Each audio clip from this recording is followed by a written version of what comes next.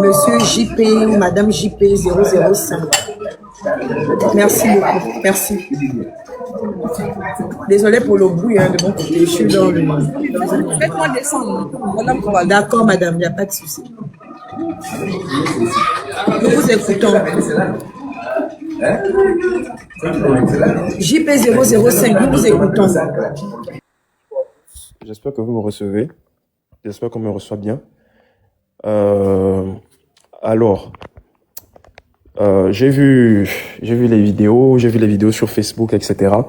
Je vais rapidement parler en deux axes. Je vais attaquer l'axe naturel et l'axe spirituel. Pour moi, au niveau de l'axe naturel de tout ce qui se passe, c'est simplement dû au fait aussi que au niveau de la cellule familiale, il y a un problème au Gabon. Je pense qu'on le sait, nous tous, faut pas qu'on se voit la face. Il y a une crise familiale au niveau du Gabon. Ça, il faut qu'on se le dise. C'est-à-dire qu'il y a une distance entre les parents et les enfants. Les parents ont du mal à... C'est-à-dire il y a un mal à discuter de certains sujets avec les enfants. Les enfants se sentiront toujours mieux avec quelqu'un avec qui ils peuvent discuter de sujets profonds. Ils vont toujours se sentir mieux avec quelqu'un avec qui ils peuvent discuter, ils peuvent s'ouvrir, ils peuvent être eux-mêmes. Mais quand on entend le mot parent, c'est directement jugement, c'est directement Bastille, c'est directement il n'écoute pas totalement ce que je dis, il interprète mes propos et donc il me frappe par rapport à ça. Je suis désolé, peu importe la manière dont vous allez crier sur cet enfant, peu importe la manière dont vous voudrez que cet enfant s'ouvre à vous, je suis désolé, ce n'est pas le monde de Disney, il ne s'ouvrira pas. Il ne s'ouvrira pas. Il s'ouvrira avec ses amis de l'extérieur. Parce que peut-être même si ses amis boivent, ses amis ne le jugent pas. Parce que parfois, même si ses amis-là sont dans les bars et les boîtes de nuit, ses amis-là l'écoutent quand il parle, quand il a des chagrins. Voilà. Ça, c'est vraiment sur un axe naturel, mais c'est pas sur cet axe que je vais beaucoup mettre l'accent. Je vais aller sur un axe spirituel. Beaucoup de parents sont les parents biologiques de leurs enfants, mais ils ne sont pas les parents spirituels de leurs enfants. Beaucoup de parents sont des parents physiques. Ce sont eux qui donnent la nourriture, ce sont eux qui élèvent leurs enfants. Mais sur le plan spirituel, il y a d'autres entités qui sont là. Je vous raconte un peu mon cas. Moi, j'étais au primaire. Quand j'étais au primaire, en classe de CM2. En classe de CM2, peut-être ce que je vais dire là, beaucoup de personnes pourront se reconnaître. J'étais en classe de CM2, j'avais un meilleur ami. Il était libanais, etc. et tout. C'était mon meilleur ami, franchement, on s'entendait très bien et tout.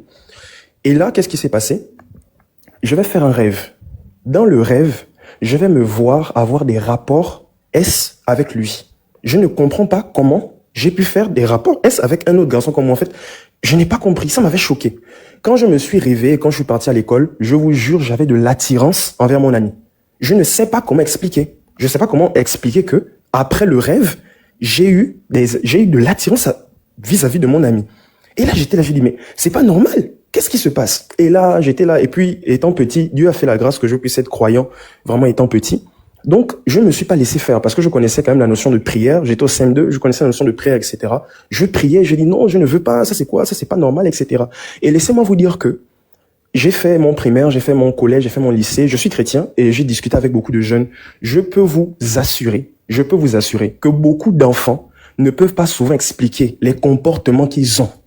Beaucoup d'enfants, après un rêve qu'ils ont fait un rêve où quelqu'un leur a emmené quelque part. La fille s'est levée avec les envies de connaître les hommes. Je vous assure, ce sont des choses qui existent. Ce sont des choses qui existent. Vous pouvez donner une éducation à vos enfants. La nuit, quelqu'un d'autre vient.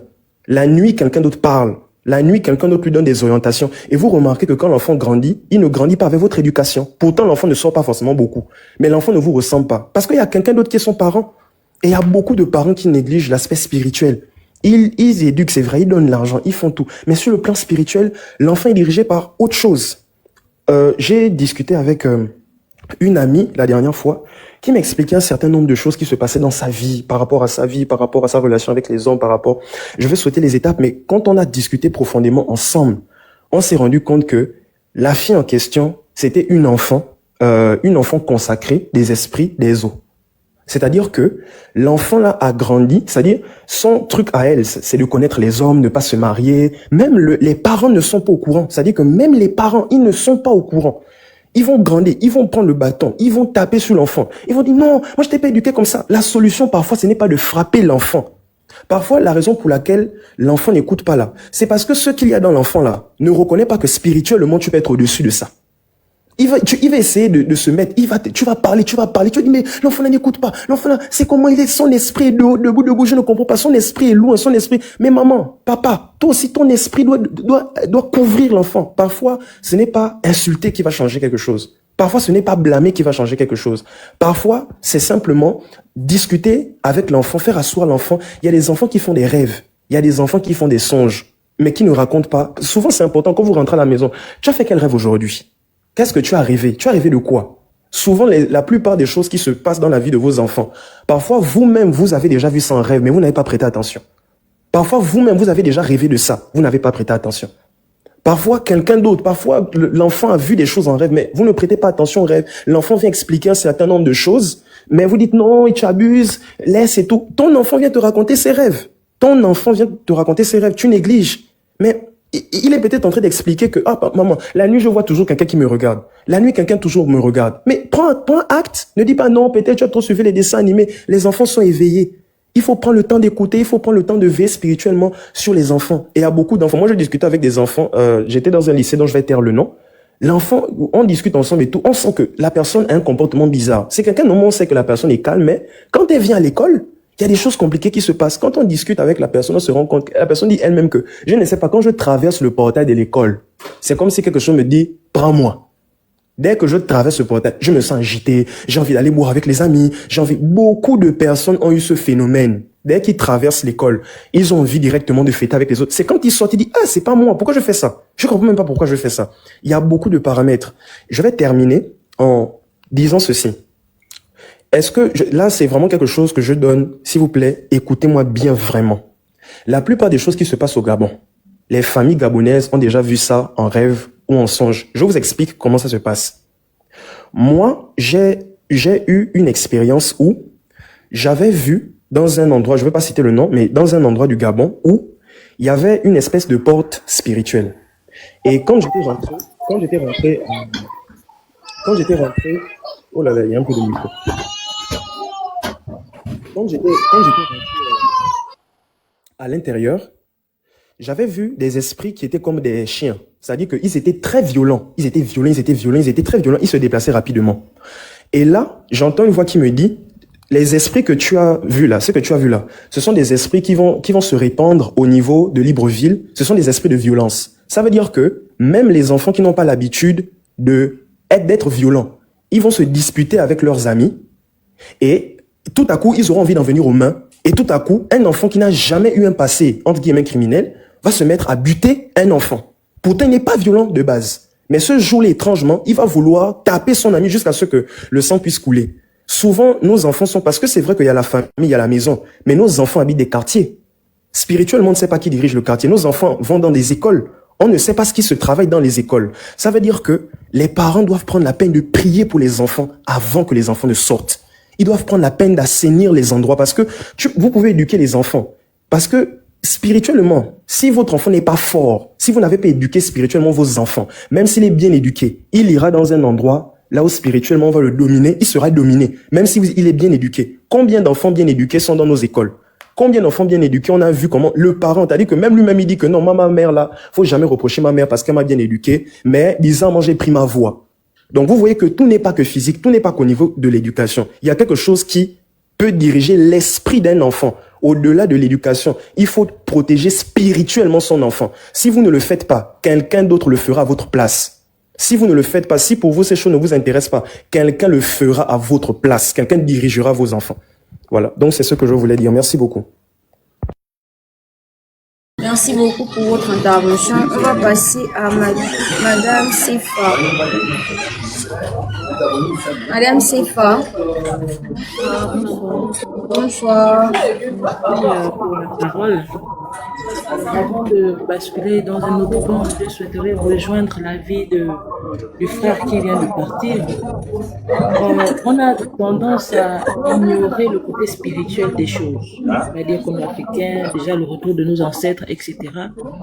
On veut retourner dans des paramètres qu'on ne maîtrise pas. Le domaine ancestral est un domaine assez complexe, d'une complexité inimaginable. Mais aujourd'hui, on a la grâce de connaître l'Église, on a la grâce de connaître le Seigneur, on a la grâce de prier. Vraiment, pour tous parents chrétiens, je souhaiterais encourager ces derniers à prier, vraiment à s'attacher à la prière. Et à ceux qui ont d'autres croyances, si selon vous, ces croyances sont la vérité, accrochez-vous. D'accord? À l'heure où nous sommes, la parole ne suffit plus, les cours ne suffisent plus. Le domaine spirituel prône vraiment sur le physique. On a l'habitude de dire que c'est du physique, c'est du spirituel où découle la vie et on a les répercussions dans le physique. Tout est spirituel.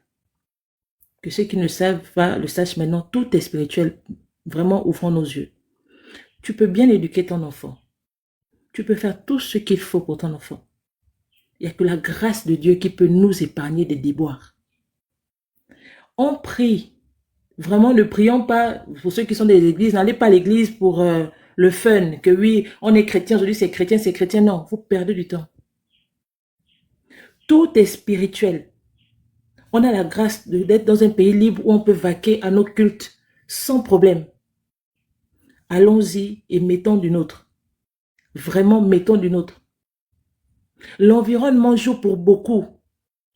L'environnement joue pour beaucoup. Aujourd'hui, tout le monde n'a pas la capacité de vivre dans des quartiers, on va dire, aisés. Mais là, le quartier là où tu es, maman, papa, avec la prière, les déboires qui sont à l'extérieur peuvent ne pas arriver dans ta maison à travers la prière que les gens négligent. Vous pouvez être dans un endroit où tout le monde fume, mais ton enfant ne fume pas. Ton enfant ne vole pas, ton enfant ne braque pas. Pourquoi? Parce que tu pries. Parce que tu pries, tu sécurises ta maison, tu élèves ton enfant ici, tu caches ton enfant derrière la puissance de Jésus, la puissance du nom de Jésus, la puissance du sang de Jésus-Christ. Là, on n'est pas à la rigolade. Là, aujourd'hui, le feu est dans la maison du voisin. Mais le feu peut venir dans ta maison, peut venir dans ma maison, on ne sait pas. Nos enfants sont tellement sournois. Tu peux tout donner à l'enfant. Je prends mon cas. Il y a tout à la maison. PS5, Switch. En fait, tu mets les conditions pour que l'enfant ne puisse pas aller dehors. Pour que l'enfant ne se sente pas lésé comme mes amis ont ça, moi je n'ai pas. En fait, tu mets l'enfant dans les conditions, tout bien en éduquant, tout bien en conseillant que voici, vous avez ça parce que tu mérites, tu as appris, tu mérites, tu as eu la moyenne, on te donne ça, on te donne ça, on te donne ça. Mais ce dernier trouve le moyen d'être dans des déboires. Parents, la responsabilité nous incombe. Il est inadmissible de voir les enfants, pas mon enfant. Mon enfant, même s'il a fait ci, je cache, je préfère l'envoyer à l'étranger. Mais parents, vous ne vous rendez pas service. Vous ne vous rendez pas service. Et les parents qui ont emmené leurs enfants au commissariat, une part aussi, on doit un peu les acclamer pour ce geste-là. Il y a d'autres là qui devaient déjà prendre l'enfant, envoyer en province, chasser. Moi-même, j'ai emmené mon fils au commissariat. J'ai emmené mon enfant au commissariat. J'ai dit que papa, je suis mère célibataire. J'ai dit, mon ami, la voie que tu veux suivre là, c'est pas l'éducation que mes parents m'ont donnée. Tu veux suivre le dehors. Le dehors est là-bas, ouvert. Mais tant que je suis ta mère là, ça ne va pas se passer.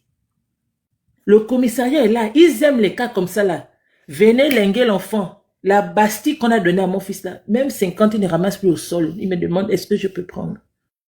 Mais il y a des parents démissionnaires que l'enfant me dépasse. Un enfant ne peut pas te dépasser, maman, papa. C'est que dès la base, tu as laissé l'ouverture.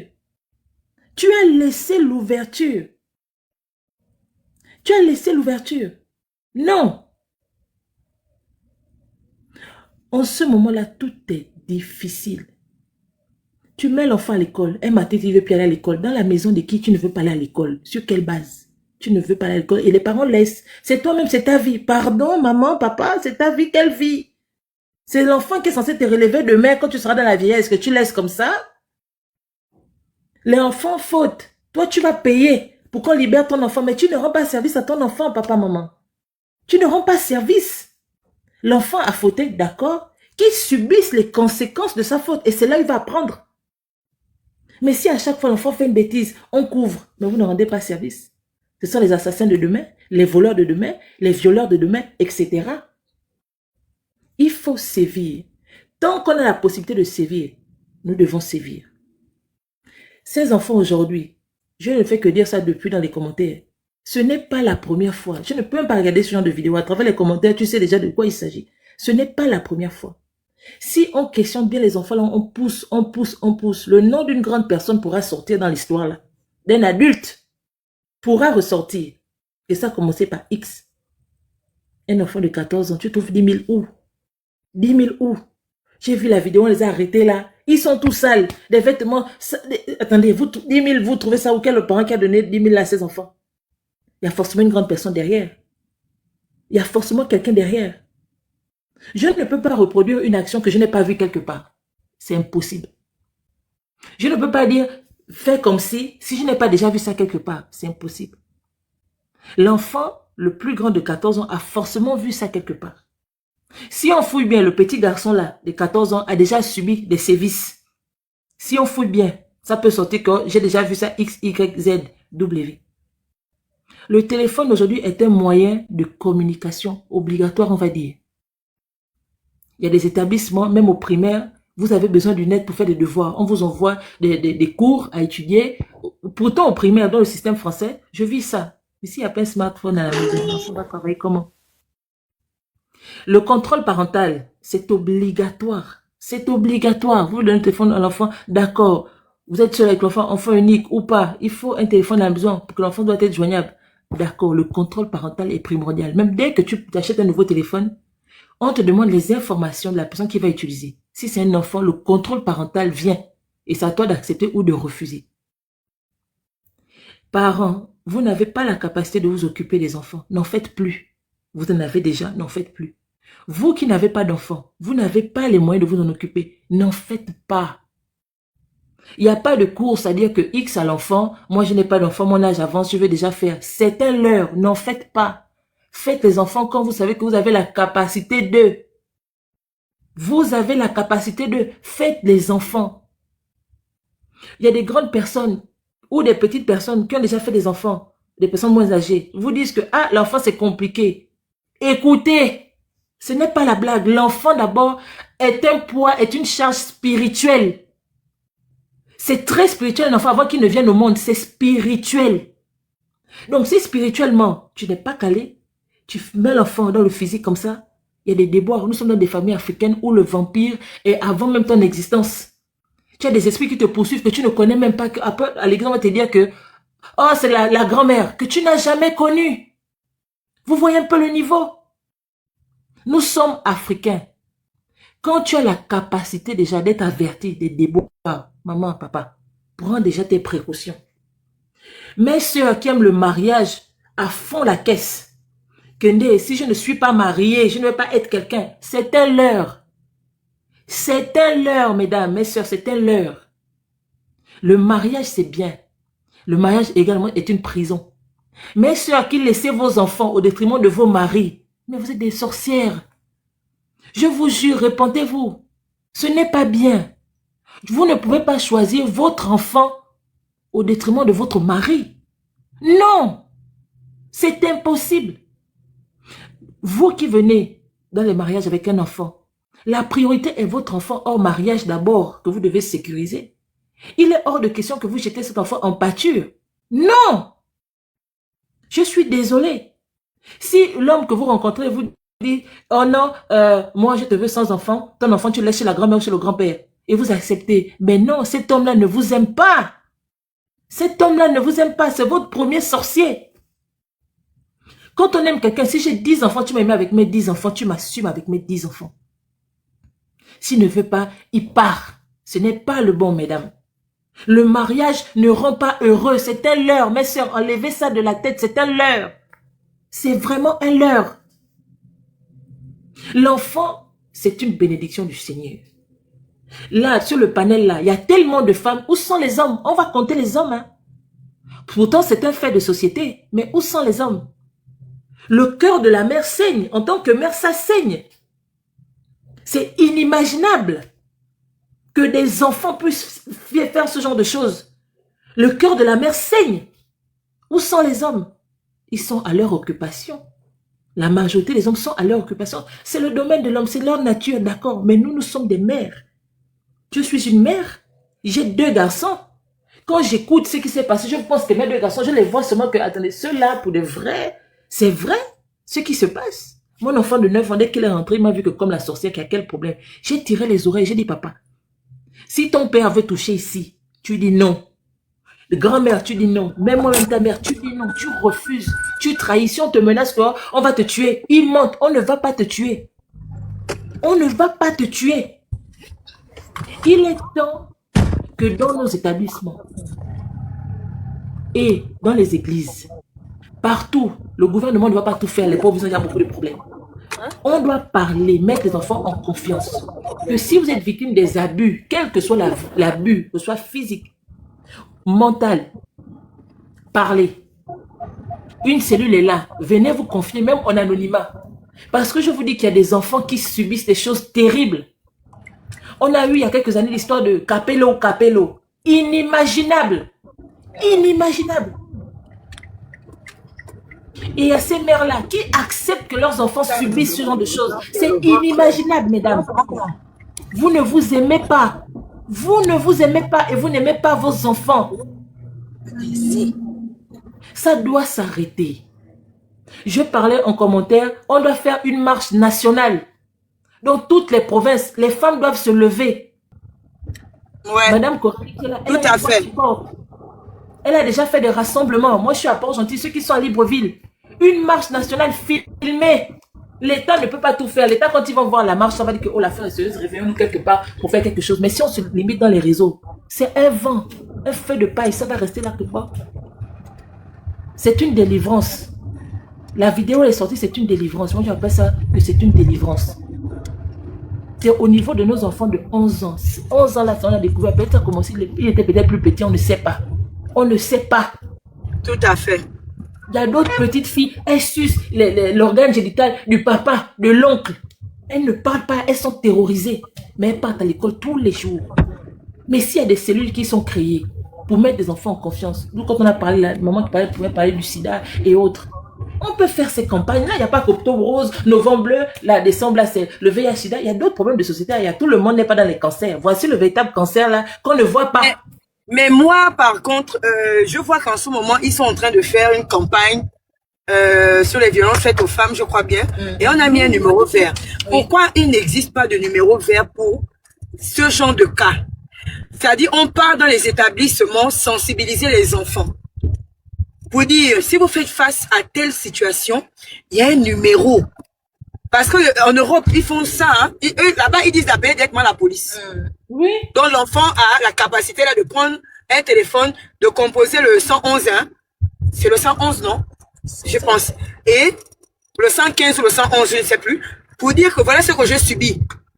Et puis, chaque tu service vois, a son service numéro. Moi, quand on voit là que c'est 111, c'est pour les femmes. Voilà. 111, c'est pour les... Et je pense qu'il faut ça aussi. Hein, Oui, il faut ça pour nos enfants. C'est-à-dire, là, on ne passe plus par les parents. Parce qu'on comprend que les parents mystiques, certains parents mystiquement sont complices. Il y a des parents qui vendent les enfants mystiquement. Donc, quand l'enfant fait ce genre de choses, tu vois, le parent ne réagit pas, ne fait pas ce qu'il se doit de faire, parce que justement, le parent sait ce qui se passe. Et elle-même, ou lui-même, le père ou la mère, sait que j'ai déjà vendu mon enfant, donc ça ne m'étonne pas. Du coup, nous, maintenant, la société, c'est quoi? De mettre un numéro. On va dans les établissements. Je parle là des personnes en charge de cela. Ils parlent dans les établissements, ils commencent à discuter avec les enfants, dire que si vous savez qu'il y a quelqu'un qui vous fait quelque chose comme ci, comme ça, ou un de vos frères, ou ceci, cela, vous prenez le téléphone de maman, il ne va pas en cacher, vous appelez. Hein? Mais après, le problème aussi, c'est que l'enfant va appeler, la nonchalance souvent de certains corps habillés là. Ça aussi. Le téléphone va sonner. Ou bien la personne va décrocher, alors oui, le temps d'appeler pour que les gens arrivent, on va te dire, il y avait l'embouteillage, mais je sais pas. En fait, je sais pas, des fois même le pays là te donne la flemme. Tout est bizarre. Il faut également qu'il y ait des centres d'accueil. Parce que c'est bien beau de dénoncer, on va appeler, l'enfant va dénoncer, mais l'enfant ira où après? Ouais. Oui. S'il y a pas de, il faut des centres d'accueil. Parce que si moi je dénonce, c'est que je ne peux plus retourner dans cette maison-là. Je dois avoir un centre d'accueil. Parce que ces enfants-là, ils sont influencés. Chez les Blancs, ils ont les centres, oui. Ils ont peur. Il y a des enfants qui subissent des déboires terribles, des abus terribles, inimaginables. Et à cause de la peur, ils ne peuvent pas s'exprimer. Parce qu'ils disent que si je m'exprime, je vais aller où? Je vais mourir pour de vrai. C'est vrai. Non. C'est une action à mener. Vraiment, que cette histoire-là ne parte pas comme un feu de paille. Et même chez les Blancs. Les mamans, même chez les une Whiteys, marche doit se faire. en Europe, Une marche doit se faire sérieusement. on va t'envoyer les enfants dans une maison où là-bas aussi, ils sont les mêmes choses. Les mêmes choses. Donc ton enfant, s'il va subir des choses là-bas, on ne sait plus. La sécurité, On ne sait plus. C'est tout un travail. On n'est même pas. Parents, soyons responsables. Parents, soyons responsables. La mamie, le papy ne doit pas garder vos enfants. Peut-être les vacances, ok. Mais quand tu as décidé d'aller soulever ton enfant, c'est que tu es apte à t'en occuper. Jeune fille, on sait tous les jours, faites l'école, patientez, patientez. Vous prenez votre grossesse, c'est que vous êtes apte à vous en occuper. N'emmerdez pas le monde. La vie devient compliquée. 2026, là, les charges vont augmenter. L'eau va coûter cher. L'électricité va coûter cher. Attendez, à un moment donné, calmez-vous. Tu as eu la grâce d'avoir tes 10 enfants. Occupe-toi de tes 10 enfants. Arrêtons la paresse, la facilité, mesdames. Je préfère m'atteler sur les femmes parce que les hommes, ils sont comme ils sont. Arrêtons la facilité. Tu as l'occasion de faire un petit travail, aussi minime qu'il soit. Fais ce travail-là pour t'occuper de tes enfants. Ils n'ont pas demandé à venir. On dit que le lit du pauvre est riche, un peu de vrai. Parce que quand on regarde bien, ce sont les pauvres qui font plus d'enfants. Parce que nous qui avons un peu de moyens là, on fait ciseaux. Parce qu'on voit que demain c'est difficile. Mais ceux qui n'en ont pas, ils sont non, c'est le lit du pauvre est fécond. Voilà, c'est ça. Ce sont eux qui multiplient les grossesses. Et voici, on se retrouve dans ces déboires-là. Non. Que ça, en tout cas, merci beaucoup, hein, Madame Sefa. Merci infiniment. Merci à vous. Merci ok, vraiment. on va passer la parole à Mariuska. Madame Mariuska, s'il vous plaît, on vous écoute. Merci encore, Madame Sefa. Que Dieu vous bénisse. Allô? Allô? Oui, allô, allez-y, Madame Mariuska, on vous écoute. Voilà, j'interviens un peu, c'est pour dire que j'ai écouté un peu tout le monde, hein, mais il faut aujourd'hui qu'on se rende compte que le problème, c'est pas si tu as 10 enfants, garde tes 10 enfants. Le problème, c'est l'humanité. On a perdu l'humanisme. Le problème, c'est pas ne confiez pas nos enfants. Aujourd'hui, le mal est partout. Aujourd'hui, ok, ça s'est passé dans, on va dire quoi? Dans la cellule, voilà, dans la cellule. Mais demain, ça peut être à l'école. Demain, ça peut être à l'école. Donc, demain, ce sera quoi? N'envoyez pas vos enfants à l'école. Aujourd'hui, le monde fait que beaucoup de parents se trouvent obligés de confier leurs enfants. C'est pas parce qu'ils ne les aiment pas. Mais aujourd'hui, moi, je travaille, par exemple. Moi, j'ai été obligée de confier mon enfant en crèche. En crèche. Parce que tu n'as pas le choix. Il faut bien que tu travailles pour les élever. Il faut bien que tu travailles pour les nourrir. Donc, c'est l'humanité qui est devenue cruelle, en fait. On a perdu cette humanité qui fait qu'aujourd'hui, on voit l'autre comme nous-mêmes. C'est cette humanité qui fait que tu vois l'autre comme toi-même. Tu peux pas faire à l'autre ce que tu veux pas qu'on te fasse. Oui. C'est ça le problème. Quand tu vois des gens aller confier leurs enfants, c'est pas qu'ils ne les aiment pas ou qu'ils sont incapables de s'en occuper. Mais on vit la mondialisation. Aujourd'hui, tu vis avec ton chéri, mais parfois, le travail qu'il fait, ce qu'il gagne, ça ne suffit pas pour nourrir tout le monde. Tu es obligé toi aussi derrière de mettre la main à la pâte. Mais si vous avez des gosses, comment vous faites? Aujourd'hui, on a vu sur Internet des nounous qui maltraitent les enfants. Quand tu prends une nounou, tu payes. Tu la loges, mais elle maltraite ton enfant. Tu mets un enfant en garderie. En garderie là-bas, il est maltraité. Au lycée, les professeurs qui harcèlent les élèves, qui se trouvent obligés voilà. Donc, c'est ça le problème. C'est ça le problème. Tout ce qu'on peut dire, c'est vraiment, nous les parents, on doit se lever. Comme j'ai dit, lorsqu'on fait des enfants, c'est un tout. C'est financier, c'est spirituel. Donc, c'est un tout. Moi, ma mamie me disait, enfant, je sais pas, bon, je vais le traduire en français, que l'enfant, c'est ton enfant lorsqu'il est dans le ventre. Dès que tu mets l'enfant au monde, il devient l'enfant de tout le monde. On ne devrait pas avoir aujourd'hui peur de confier son enfant à son père. On ne devrait pas avoir aujourd'hui peur de confier son enfant à sa mère, à son frère, à sa sœur. Ça ne devrait pas exister. Moi, j'ai grandi à une époque où maman allait au travail, mais soyez-en sûrs, elle est au travail, mais ses yeux, c'est la voisine. Tout ce que vous avez fait, soyez-en sûrs que quand elle va arriver, mais la voisine va rendre compte. Et même avant même que le moment n'arrive, la voisine vous a déjà bien corrigé. Mais aujourd'hui, on est dans on ne touche pas à mon enfant, voilà. C'est de chacun pour soi. Pourquoi tu as exposé mon enfant? Pourquoi tu as grondé mon enfant? On voit le mal partout. Moi, je suis une maman, je vais dire quoi? Je suis une maman un peu parano. Moi, j'ai un petit garçon, je suis une maman parano. Mais ça ne devrait pas exister. Voir le mal partout, devoir examiner son fils, par exemple, lorsqu'il revient de l'école, devoir regarder, devoir examiner son derrière. Ça ne devrait pas exister. Mais on est obligé de le faire parce que le monde dans lequel on vit est devenu mauvais, est devenu méchant. On fait à l'autre ce que nous-mêmes, on ne voudrait pas qu'on nous fasse. Alors que c'est pas normal. C'est pas normal. Tout ce que je peux dire aujourd'hui, c'est vraiment qu'on essaye de redoubler de vigilance. Donc, ne négligez aucun aspect. Lorsqu'on est parent, ne négligez aucun aspect. Mais surtout, je rappelle à la solidarité. À la solidarité. Moi, je suis j'ai encore un peu cette mentalité-là, qui fait que moi, quand je trouve l'enfant de la voisine, dans une posture bizarre, ben moi je gronde. Tu iras dire à ta mère, il n'y a pas de souci. Moi je te gronde. Je te trouve dans une posture bizarre, je connais ta maman, je te gronde. Tu iras dire à ta maman plus tard, il n'y a pas de souci. Parce que moi j'aimerais que demain, si mon fils est dans une posture bizarre et que quelqu'un qui me connaît le voit, qu'il vienne me rendre compte. Qu'il vienne me rendre compte. Donc c'est un peu ça. Redoubler de vigilance. Ne pas arrêter on va dire quoi? En fait c'est ça. Vraiment redoubler de vigilance, prendre conscience que le monde dans lequel on vit est un monde dangereux. Le problème, c'est pas tout ce qu'on évoque, les téléphones et autres. On va dire qu'on nous a toujours dit, dans toute chose, il y a le bon, il y a le mauvais. C'est l'utilisation que nous en faisons. Comment est-ce que c'est ça. Donc vraiment que derrière, on redouble de vigilance. On redouble de vigilance. Ce n'est pas une question de chacun garde ses enfants, non. C'est pas une question de chacun garde ses enfants. Nous tous, on voudrait bien passer les journées avec nos enfants à la maison. Mais à un moment, tu te trouves obligé, parce que c'est le monde dans lequel on vit. On est obligé de sortir, d'aller charbonner pour nourrir, pour assurer un certain avenir à nos enfants. Moi, j'ai été obligée de mettre mon enfant en crèche à 6 mois, parce qu'il fallait que je bosse. Parce qu'à un moment donné, oui, son père travaille, mais après, tu te rends compte que s'il faut se construire un avenir et tout, mais ça ne suffit pas. Aujourd'hui, être une mère au foyer, c'est devenu un luxe. Être une mère au foyer, c'est un luxe. Donc, c'est un peu ça. C'est juste que c'est le monde qui est devenu méchant. Les gens sont devenus méchants. L'humanité, on a perdu cette humanité. On a perdu. Et moi, j'exhorte vraiment à ce qu'on se batte pour la retrouver. Qu'on se batte pour la retrouver. Donc, c'est un peu ce que j'avais à dire. Merci beaucoup, Madame Mariska.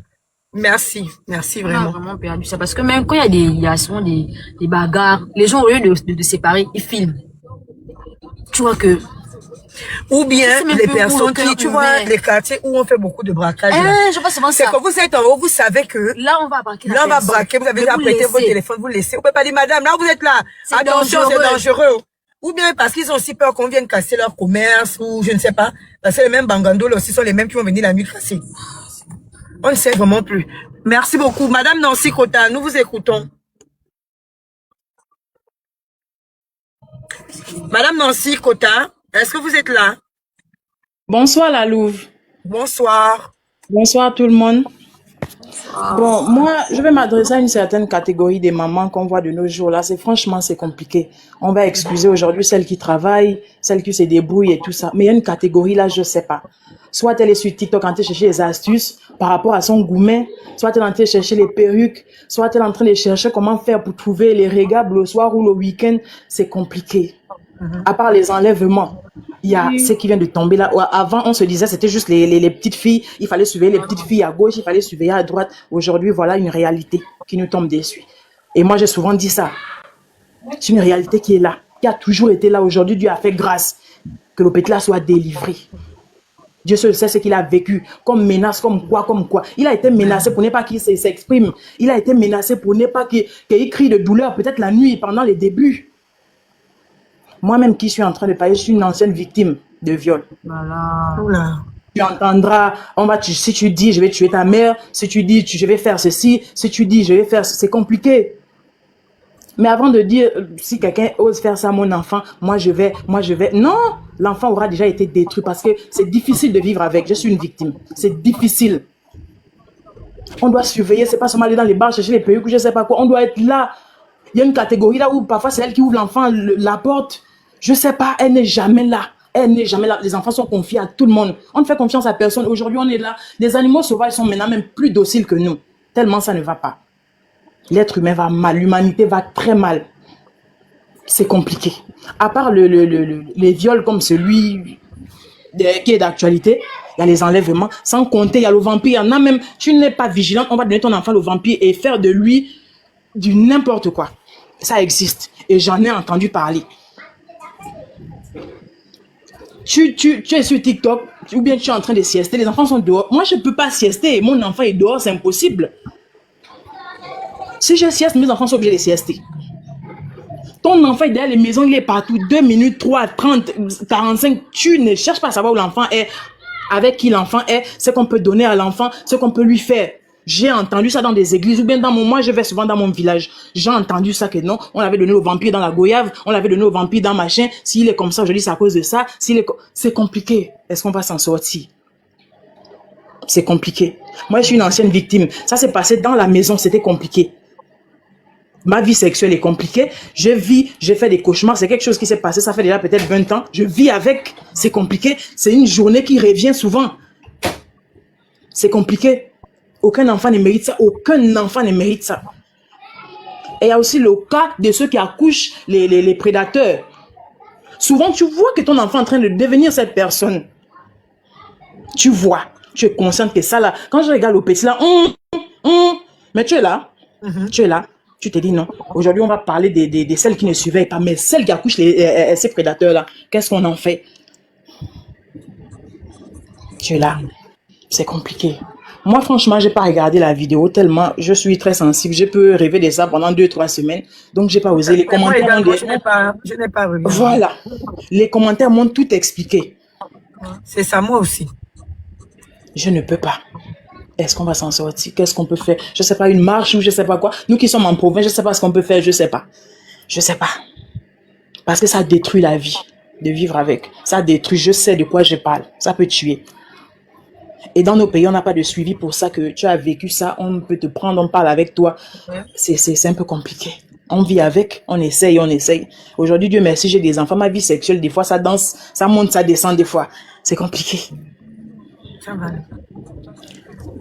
Vraiment désolé. Franchement, j'ai pas grand-chose à dire. Que vous avez vécu, vraiment désolé. Mais Dieu bénit Dieu parce que vous en êtes sortis quand même. Et malgré ce qu'on a eu à vous faire, voilà, le mental est resté d'acier. C'est vrai que vous avez toujours le flashback, mais vous restez quand même forte. Donc, ce que moi je souhaite, c'est que ce souvenir-là s'estompe, mais vraiment, et que vous soyez tout simplement heureuse à l'avenir. Il n'y a que vous qui savez exactement ce que vous traversez en ce moment comme difficulté. Mais mettez ça dans la prière. Moi, je peux que vous parler de la prière parce que je suis chrétienne et je vois la main de Dieu dans ma vie. Je n'ai même pas envie de dire Dieu, j'ai envie de dire de Jésus-Christ dans ma vie. Depuis que je l'ai connu et que je marche avec lui et que je fais vraiment des choses dans la crainte de Dieu, je vous assure que je vois la gloire de Dieu. Donc, mettez ça en prière, accrochez-vous au Seigneur et à que lui, pour vous faire entrer dans ce que vous méritez, là où est-ce que vous méritez d'être. Amen. Merci beaucoup, Madame Nancy. Merci à vous. Merci. On va prendre Madame Sarah Daniel.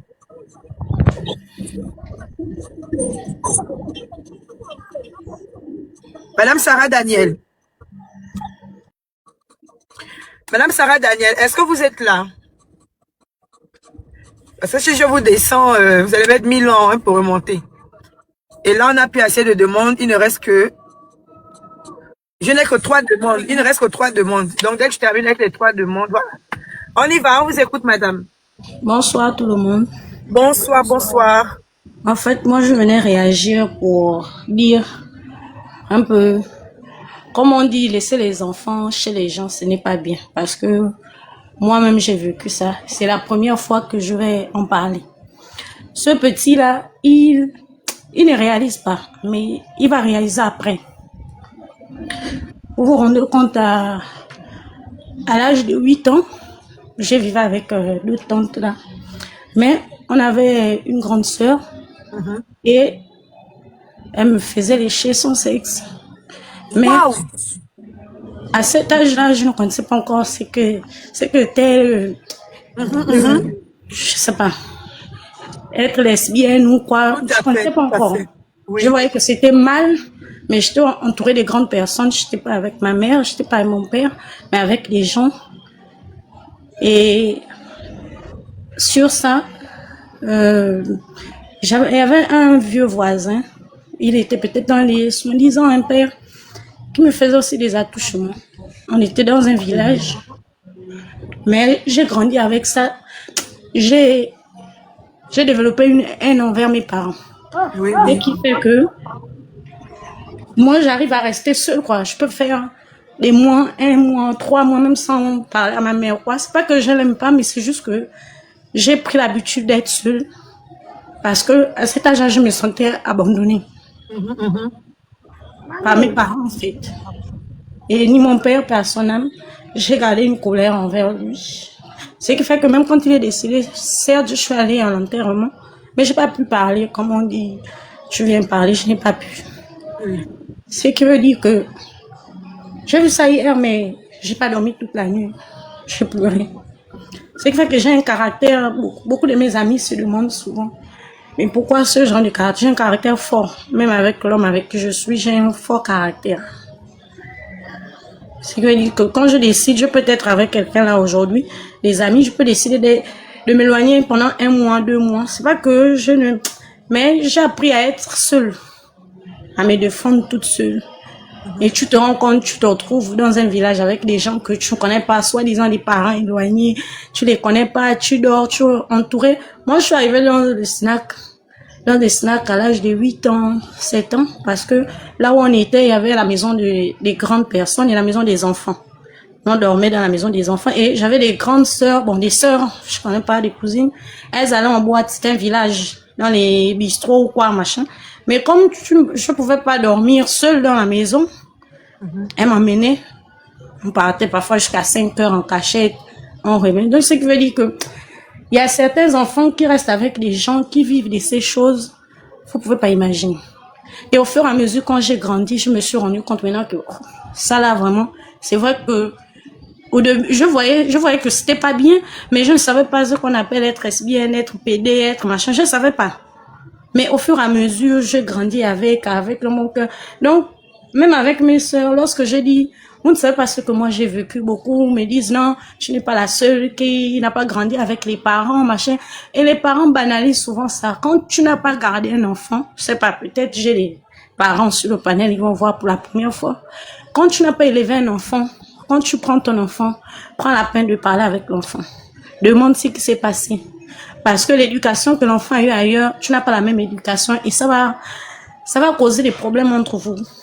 Moi, je suis repartie chez ma mère. Elle a eu beaucoup de problèmes parce que je faisais des choses exprès pour l'énerver. Parce que j'étais énervée contre elle. Parce qu'elle a gardé les autres. Et moi, j'étais chez...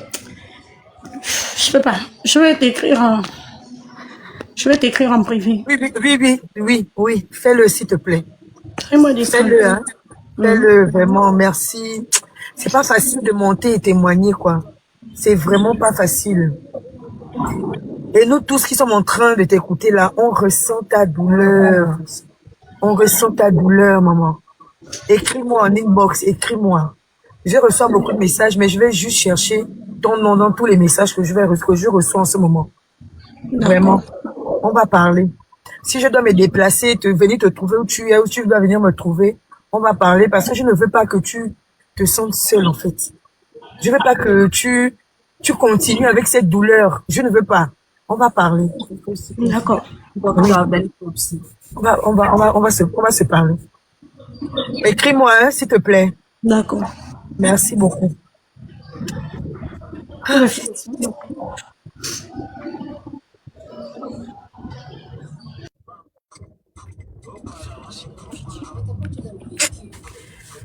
Le monde est compliqué, quoi. Rétro espace blessé. Espace pique-nique. On vous écoute.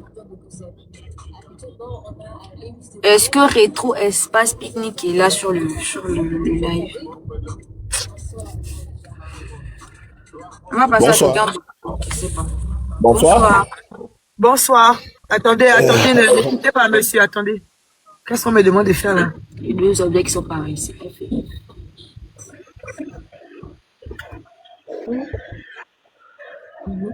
Allez peut-être un peu vite. En fait, on a reçu une notification là. Allez-y, monsieur. J'ai vraiment perdu le fil de mes idées avec le témoignage de celle qui vient de passer avant moi là. Vraiment. C'est la première fois pour moi d'entendre ce genre de choses. Mais bon, je vais essayer de canaliser mes idées. Bien. Je suis là depuis 14h30. Je vous suis depuis 14h30. Et je suis enseignant et j'ai dû même arrêter de faire cours pour suivre le débat. Oui. Sincèrement, tout le monde sur ce panel est vite de dire ce qu'il faut dire. Je vous le dis. Il y en a qui accusent les parents, mais je vais vous dire que en réalité, le parent est excusable parce que le vrai démissionnaire dans ce problème, c'est l'État. Le vrai démissionnaire dans ce problème, c'est l'État. Pourquoi je le dis? Je sais que les parents sont les premiers éducateurs des enfants. Et je sais aussi que leur rôle est primordial dans la prévention à la délinquance. L'encadrement. Si on parle seulement d'encadrement, on sait que un encadrement parental adéquat est une surveillance insuffisante. Bon, qu'est-ce que je veux dire par là? Aujourd'hui, les parents ne peuvent plus encadrer les enfants parce que nous sommes tous à la recherche du bien-être. Moi, je me souviens à l'époque, mon père, c'est un polygame. Je me souviens à l'époque, lui, il travaillait et ses 3 femmes étaient à la maison. Je ne le comprenais pas à l'époque parce que lui, il refusait catégoriquement que ses femmes travaillent.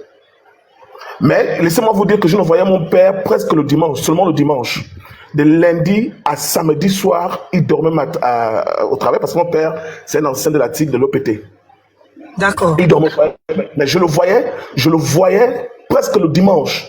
Mais laissez-moi vous dire que nous étions surveillés, gardés, éduqués par les 3 femmes.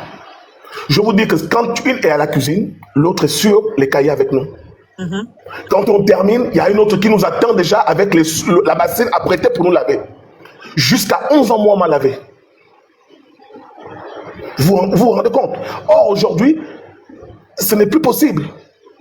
Les femmes sont à la recherche du bien-être. Pourquoi? Parce que l'État a démissionné. Regardez le taux de chômage. Regardez le taux de chômage. Et les hommes n'arrivent même plus. Je peux dire quoi? Moi-même, je travaille. Je suis obligé, jusqu'à cette heure-là, je suis au travail. Je suis obligé d'avoir des heures supplémentaires.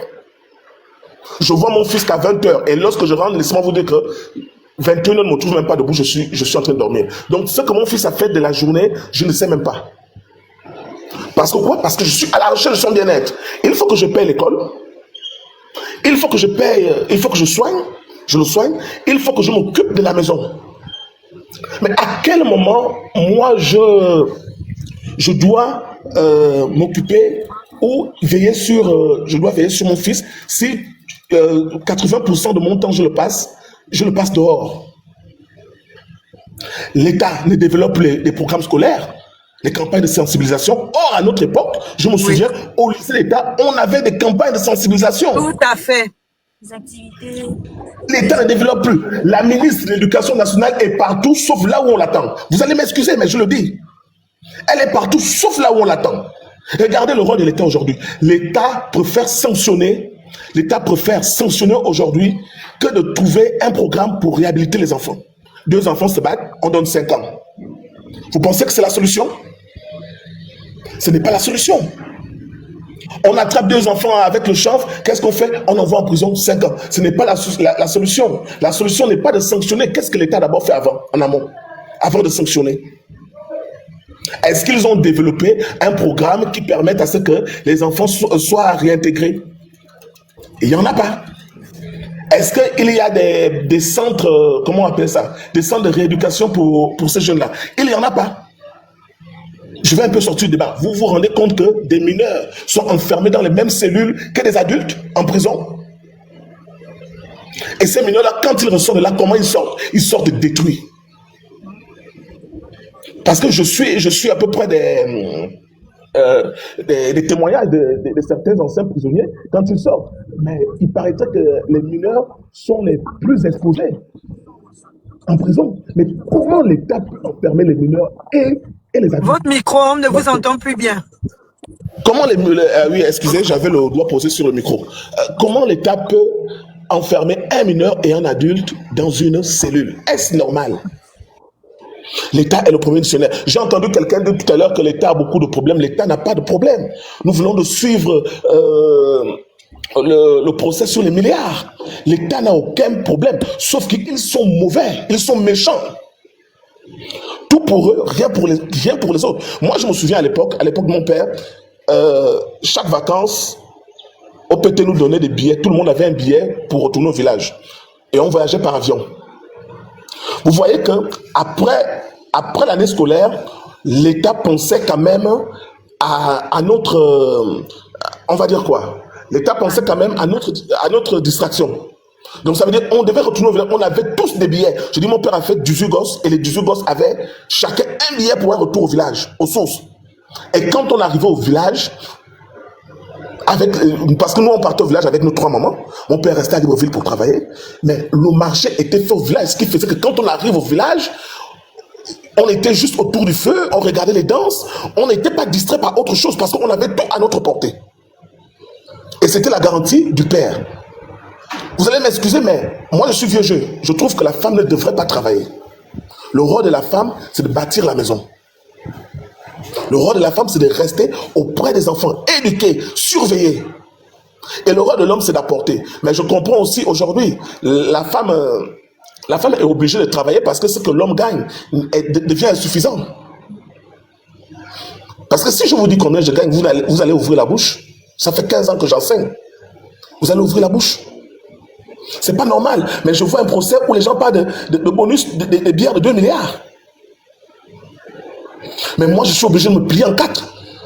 Laissez-moi vous dire que parfois, je travaille le dimanche. J'ai un fils, j'ai écouté aussi l'autre qui parlait du téléphone. Laissez-moi vous raconter une histoire. Vous savez, j'ai un fils, moi je l'ai interdit d'apporter. J'ai un fils de 15 ans, il est en première embellée. Je l'ai interdit d'amener son téléphone à l'école. Pourquoi? Parce que je trouvais que ça pouvait être une source de distraction pour lui, le téléphone à l'école. Mais un jour, un samedi matin, il est allé à l'école. Il paraîtrait qu'il est passé dans ma chambre et il m'a dit qu'il va rentrer tard. Mais tellement moi-même j'étais fatigué, donc je n'ai pas écouté cette partie. Je sais qu'il est tous les jours à la maison à 13h15. Vous voyez ce jour, un samedi, je vois 16h arrive, l'enfant ne rentre pas, je commence à paniquer. Déjà depuis 14h, je panique. Parce que je suis en train de chercher l'enfant. Même quand je suis au travail, il est rentré depuis 13h, il m'a déjà fait le message, papa, je suis à la maison. 14h, je panique. 15h, la panique augmente. 16h, je n'ai pas le code de son téléphone à la maison, je n'ai pas le code de son téléphone, c'est son, on va dire ça, je vais parler comme les Français, c'est son cousin qui a le code du téléphone et le cousin vit avec ma grande sœur. Alors j'appelle ma grande sœur pour demander à ma grande sœur le code du téléphone de mon fils. Et quand j'appelle le côté, on me dit là-bas aussi que le cousin en question est à la route. Vous voyez, la panique augmente. Je commence à chercher où est mon fils. J'appelle le grand-père. Je demande au grand-père si l'enfant n'est pas chez le grand-père. Me dit non. Moi-même, je sors, je prends le pantalon, j'habite dans Nzanyon. Je commence à marcher pour voir Dambélé. Je croise, il est en train de marcher, il est en train de revenir vers la SEG de Nzanyon. Je lui pose la question, mais pourquoi aujourd'hui tu es en retard alors que d'habitude tu n'es pas en retard? Il me dit, papa, je suis passé dans ta chambre le matin. Je t'ai dit que je devais être en retard, j'allais jouer au basket avec les autres après les cours. Tu m'as dit oui. Ah, moi, cette partie, vous savez, avec la fatigue, je n'ai pas écouté cette partie.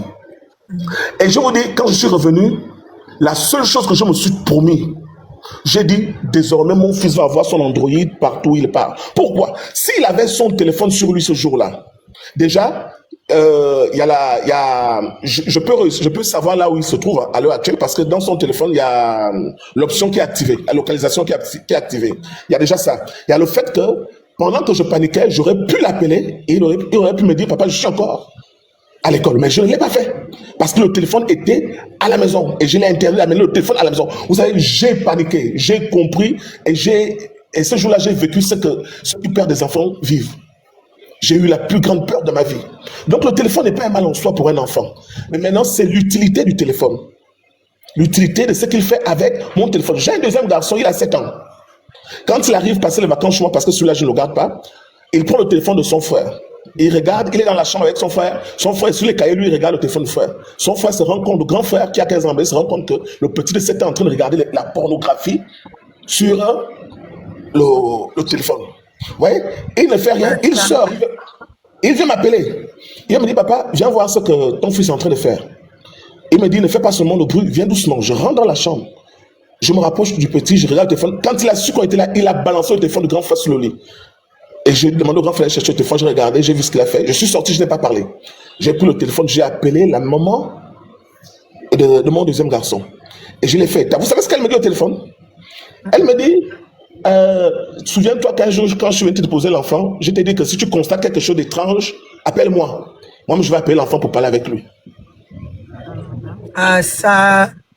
Donc, pour me dire que voilà, l'enfant a déjà un tel comportement, tu ne peux pas me le dire directement, tu me dis si tu constates quelque chose d'étrange. Et pourquoi je dois t'appeler pour te dire que l'enfant fait telle chose? Pourquoi moi je ne peux pas corriger l'enfant? C'est toi qui dois appeler l'enfant qui fait une bêtise. Vraiment. Parce que toi, l'enfant a peur de toi, tu es trop dur avec l'enfant, donc il faut que moi je parle, parce que si tu parles avec l'enfant, il va se mettre à pleurer. J'ai dit, vous avez fait l'éducation de la maman? Vous avez vu l'éducation de la maman?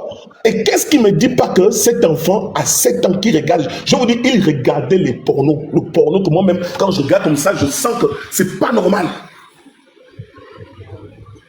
Qu'est-ce qui ne me dit pas que là où la mère a entraîné mon enfant, c'est vrai, aujourd'hui, je regrette pourquoi peut-être j'aurais dû amener l'enfant à l'hôpital, peut-être le déshabiller, regarder l'arrière. Je n'ai pas eu l'idée là tout de suite. J'ai discuté avec la mère et pour moi, ça s'est arrêté là. Mais aujourd'hui, quand je regarde ce qui se passe sur les réseaux sociaux, je me dis, j'aurais dû vraiment aller plus loin.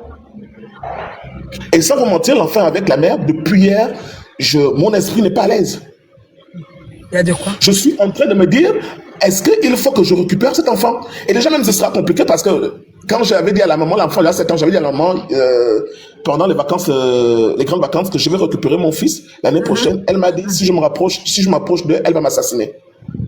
Wow! Oui, ce sont les mots qu'elle a utilisés et j'ai gardé les messages. Et cet enfant, j'ai lavé les mains. Pourquoi j'ai lavé les mains? Parce que c'était un enfant, j'ai bien peur, c'est mon fils. Déjà les cheveux, quand elle m'a envoyé l'enfant avait les cheveux, un garçon, les cheveux tressés. Je suis allé, j'ai coupé les cheveux. Quand elle a vu l'enfant sur mon statut avec les cheveux coupés, elle m'a appelé, elle m'a insulté copieusement, de la tête aux pieds. Pourquoi j'ai coupé les cheveux de son enfant? Je lui ai dit, moi je ne comprends pas comment un garçon, on va prendre un week-end, un garçon va l'amener à un salon de coiffure de femme, pour qu'il se fasse stresser. C'est pas normal, c'est pas logique. Ça veut dire que lui-même déjà dans sa tête, il se prend déjà pour une femme. Et quand je l'amène au salon de coiffure des hommes, l'enfant pleure.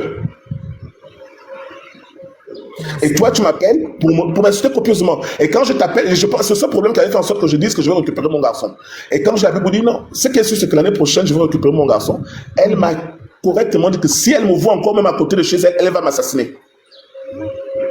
Le garçon a quel âge? 7 ans, non? Ben, je vous dis, mon garçon était là. À 7 ans, le père a déjà les droits sur l'enfant, hein, le droit d'aller prendre son enfant. Mon garçon était là, il était présent. Et donc, imaginez-vous un enfant qui grandit dans ce genre de milieu. Il ne vit qu'avec des filles, il ne fait des choses que des filles, il va déjà jusqu'à regarder ce genre de film. Mais le jour où ce sera peut-être un des frères de la mère ou bien un ami de la mère qui va passer sur lui, mais cet enfant va trouver que c'est normal. Vraiment. Et tu verras que c'est normal. J'aurais beau envie d'étrangler l'adulte qui va poser cet acte-là, mais je ne dois pas aussi oublier l'éducation de base de cet enfant. Effectivement. Je ne vais pas oublier cette éducation. Parce que celui que j'ai à la maison, je vous dis sincèrement, celui que je garde à la maison chez moi, quand il me trouve devant la bière, il appelle son grand-père. Il y a son grand-père, papa, en train de se saouler ici. S'il me trouve en train de crier sur sa mère, il appelle le grand-père pour dire papa en train de crier sur maman ici. Et je vous dis à l'instant où je suis en train de le faire, le grand-père m'appelle. Qu'est-ce qui se passe? Il y a l'enfant qui vient de me... Vous voyez, dans sa tête, celui que j'ai ne cautionne pas ce genre de choses. Tout à fait. Crier sur une femme, il ne le permet pas. Il me trouve avec une bière, je suis adulte, je vis, il ne le permet pas. Il me dit pas ouvertement que papa, je ne veux pas que tu boives, mais il va appeler son grand-père en cachette. Pour dire à son grand-père, papa est en train de boire. En commentaire, les gens vous demandent de récupérer votre enfant. Hein. Si vous devez passer par le tribunal, faites-le. Parce que cet enfant a l'âge d'être récupéré par son papa. Et surtout si le papa, c'est quelqu'un qui s'en occupe déjà, premièrement. Et en plus, voilà, qui souhaite passer du temps avec son enfant, que son enfant soit à côté de lui. Donc, je vois pas où se trouve le blocage. À vous de faire ce qu'il faut faire en tant que père. Bon, le problème... Le micro. Oui, je disais, le problème, c'est que je pense que je vais d'abord suivre le conseil de mon père parce que lui, il me disait, il faut d'abord que je me marie et je suis en train de m'apprêter parce que je pense que ça, d'abord, ça sera le plus gros problème, les affaires sociales. D'accord, oui, c'est vrai. Voilà, ce serait un avantage et d'ici juin de l'année prochaine, j'aurai réglé ce problème et je vais me relancer sur l'affaire de mon petit garçon parce que laissez-moi vous dire que même à 7 ans, il est en première année et ça me choque. Oui, je paye la scolarité, le privé, mais je comprends pas comment il est en première année. Et cet enfant, l'éducation est déjà, je peux dire l'éducation déjà ratée, mais je sais qu'à 8 ans, 9 ans, avant même 10 ans, je peux le récupérer et le redresser. On peut encore redresser, effectivement. Mais justement, pourquoi attendre forcément le mariage? Moi, je me dis, ça peut être un avantage, mais en dehors de ça, il a toutes les aptitudes pour qu'on lui accorde le droit de visite et la garde même de l'enfant. Voilà. C'est ça, la mère n'a pas à complètement fermer la porte. Monsieur, le juillet 2026 que vous attendez là, vous ne savez pas ce qui peut se passer entre aujourd'hui et juillet 2026. Exactement. Tout ce temps-là encore, c'est votre enfant qui va continuer à recevoir une mauvaise éducation. Et vous ne savez pas ce qui peut se passer entre-temps. N'attendez pas que le pire arrive. Vous n'êtes pas aussi sûr qu'en juillet, vous allez vous marier. Oui. Voilà. Il n'y a aucune certitude. Il peut tout arriver. Hein. Il y a des gens qui ont prévu se marier 1 an à l'avance et le jour, 2-3 mois avant le mariage, il y a peut-être eu un problème ou bien au final, il n'y a plus le mariage, les choses ont été repoussées. Monsieur, allez-y chercher votre enfant. Allez-y au tribunal. Faites ce qu'il faut. Je connais une dame qui est très proche de moi. Elle avait fait son enfant jeune. Mais comme elle n'avait pas encore, on va dire ça comment, elle ne pouvait pas encore elle-même entièrement s'occuper de l'enfant. L'enfant est resté avec le papa, elle était encore très jeune. Et le père a amené l'enfant au village. La petite a grandi jusqu'à avoir, je sais pas, 15 ans, 16 ans, je sais plus, 17 ans. Et la maman a décidé de récupérer son enfant. Déjà, quand l'enfant revient avec très peu d'habits, et par la suite, elle se rend compte que les bulletins, même l'acte de naissance, rien n'est venu, rien. Elle appelle le père. Vous dites que, mais c'est comment déjà l'enfant niveau études, 0. Même la manière de s'exprimer, 0. L'école, c'est pas trop ça, nanana. Envoie-moi son acte de naissance, tous ces documents. Je vais garder l'enfant ici parce que, dès que l'enfant vit là-bas, je ne savais pas que l'enfant était comme ça.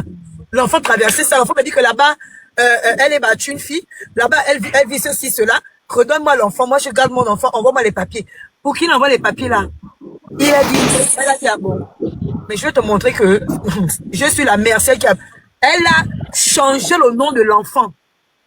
Parce qu'à un moment donné, il faut passer par des solutions draconiennes.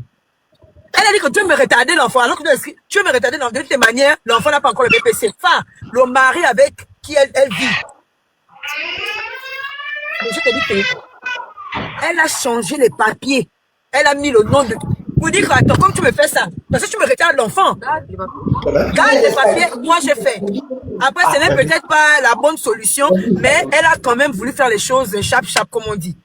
Donc je me dis, de votre côté également, essayez de faire ce qu'il faut pour votre enfant. L'enfant n'a que 7 ans. L'enfant n'a que 7 ans. Il y a encore moyen de réajuster les choses. D'accord. Vous avez une compagne, vous avez un travail noble. Vous êtes enseignant. S'il vous plaît, moi je sais pas pourquoi on va vous refuser. La maman fait quoi dans la vie? Sincèrement, je ne sais pas, mais je sais quand même qu'elle doit travailler. Mais l'enfant, moi, c'est parce que l'enfant a 7 ans. Oui. Ça veut dire que le père peut déjà prendre son enfant. C'est-à-dire, même si au début, on ne vous accorde pas la garde entière, mais on va vous permettre de garder l'enfant un temps aussi. Parce que c'est le vôtre, vous en occupez, vous donnez l'argent chaque mois. N'attendez pas. Pour ma part, hein, n'attendez pas. D'accord, je vais essayer de mettre en pratique votre conseil parce que sincèrement, quand moi j'ai regardé cette vidéo, je vous jure que ça me tourmente, surtout pour lui. Je suis tourmenté parce que je me dis, est-ce qu'il n'a même pas encore vécu ce genre de choses? Pour un enfant qui regarde ce genre de vidéo, et surtout comme j'ai vu la réaction de l'autre, ça devenait normal pour lui. Et je me dis aussi, pour le mien aussi, si c'est le cas, ça peut devenir normal et il ne me dira jamais rien. C'est ça, et voici l'urgence. Voici ce qui doit vous amener à aller récupérer votre enfant. Exactement. Vous avez une raison là, la raison de la vidéo là, hein, des adultes. Oui. C'est l'enfant qui regardait ça, non? C'est l'enfant qui regardait. Mais vous, c'est le sujet là que vous allez mettre devant la boîte tribunal. Vous dites que mon enfant, je vais le récupérer pour lui donner une très bonne éducation. L'enfant, l'autre qui est avec moi ici, tout se passe bien. Regardez l'enfant est avec elle depuis la naissance. Niveau scolaire, CP1. 7 ans. Première année. Première année. C'est pas normal. Et moi, en tant qu'enseignant, je ne peux plus accepter ça. Je demande la garde définitive. Et on va vous l'accorder. On va appeler la mère, on va certainement dire à la mère que, mais qu'est-ce qui se passe? Elle va donner toutes les justifications possibles. Vous allez dire que moi, le père, j'ai toujours donné de l'argent pour que mon enfant ait, soit, ait le strict minimum et qu'il aille à l'école pour recevoir une formation scolaire. Et je me rends compte que l'enfant n'évolue pas. Chaque année, les mêmes raisons. Et la maman est toujours là à vouloir m'interdire les choses, etc. Moi, je suis un père responsable. Et je veux récupérer mon enfant. C'est tout. Laissez-moi en commentaire les gens qui disent, oh, on ne décide pas l'enfant. C'est faux. Ah, c'est les choses des noirs. Mais c'est ça qu'on m'a même dit. C'est pour cela que je disais, j'attends. C'est n'importe quoi. Moi, je suis pas dans l'étude on ne décide pas l'enfant là. Un enfant qui est maltraité. Pour moi, j'appelle ça la maltraitance. Mais oui, c'est la maltraitance. La maltraitance, c'est pas seulement quand on frappe l'enfant, on lui fait faire des travaux horribles. Non, c'est pas seulement ça. Il faut d'abord avoir les deux versions. Ah, en tout cas, si le papa a une part de responsabilité, c'est-à-dire qu'il a tort, ils vont s'expliquer les deux au tribunal. La maman aura aussi dit les vérités, mais non, c'est pas la seule place où j'ai tort, la seule place où j'ai peut-être tort, c'est d'avoir quitté sa mère. Et je sais que c'est ça le problème.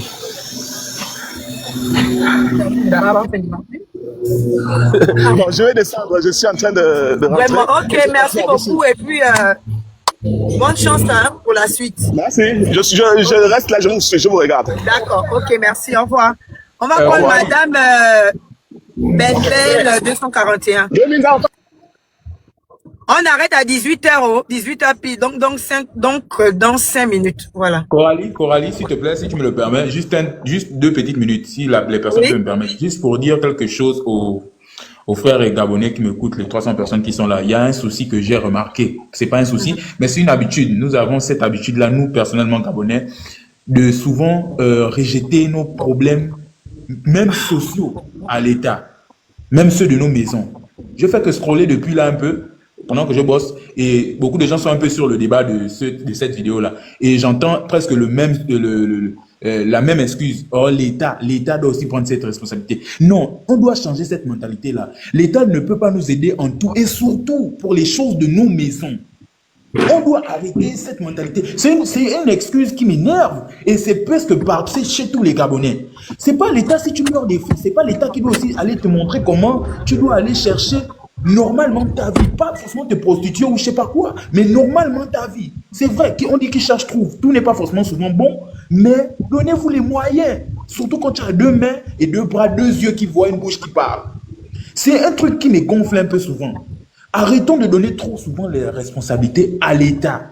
Vous êtes sûr que Oliki doit aussi quitter avec sa femme là-bas pour fouiller les téléphones de vos enfants, faire un contrôle parental, un scannage de vos enfants à la maison? Non, arrêtons cette excuse-là. Arrêtons ça. Contrôle parental, c'est dans tous les sens. Si tu es parent chez toi et tu es le maître de ta maison, c'est dans tous les sens. Pour éviter que ce genre de choses arrivent chez vous. Gardez vos enfants, même si c'est ta mère qui a demandé l'enfant. Elle l'a fait 2 jours. Quand il vient, tu fais un scannage total. Si c'est ton père, tu fais un scannage. Si c'est ton frère, c'est comme ça. Ça là, on n'a pas besoin de l'État. Si ta mère garde l'enfant ou ton grand-père, je ne sais pas, qui garde ton enfant, eh bien, mets un œil. Fais l'effort de mettre un œil. Arrêtez avec les histoires de l'État. On a cette excuse-là, nous les Gabonais. Tu souffres, c'est l'État. Je ne sais pas. Arrêtons. Même pour nos maisons, les gars. Même pour nos maisons, la famille. Arrêtons. L'État a sa responsabilité, c'est vrai.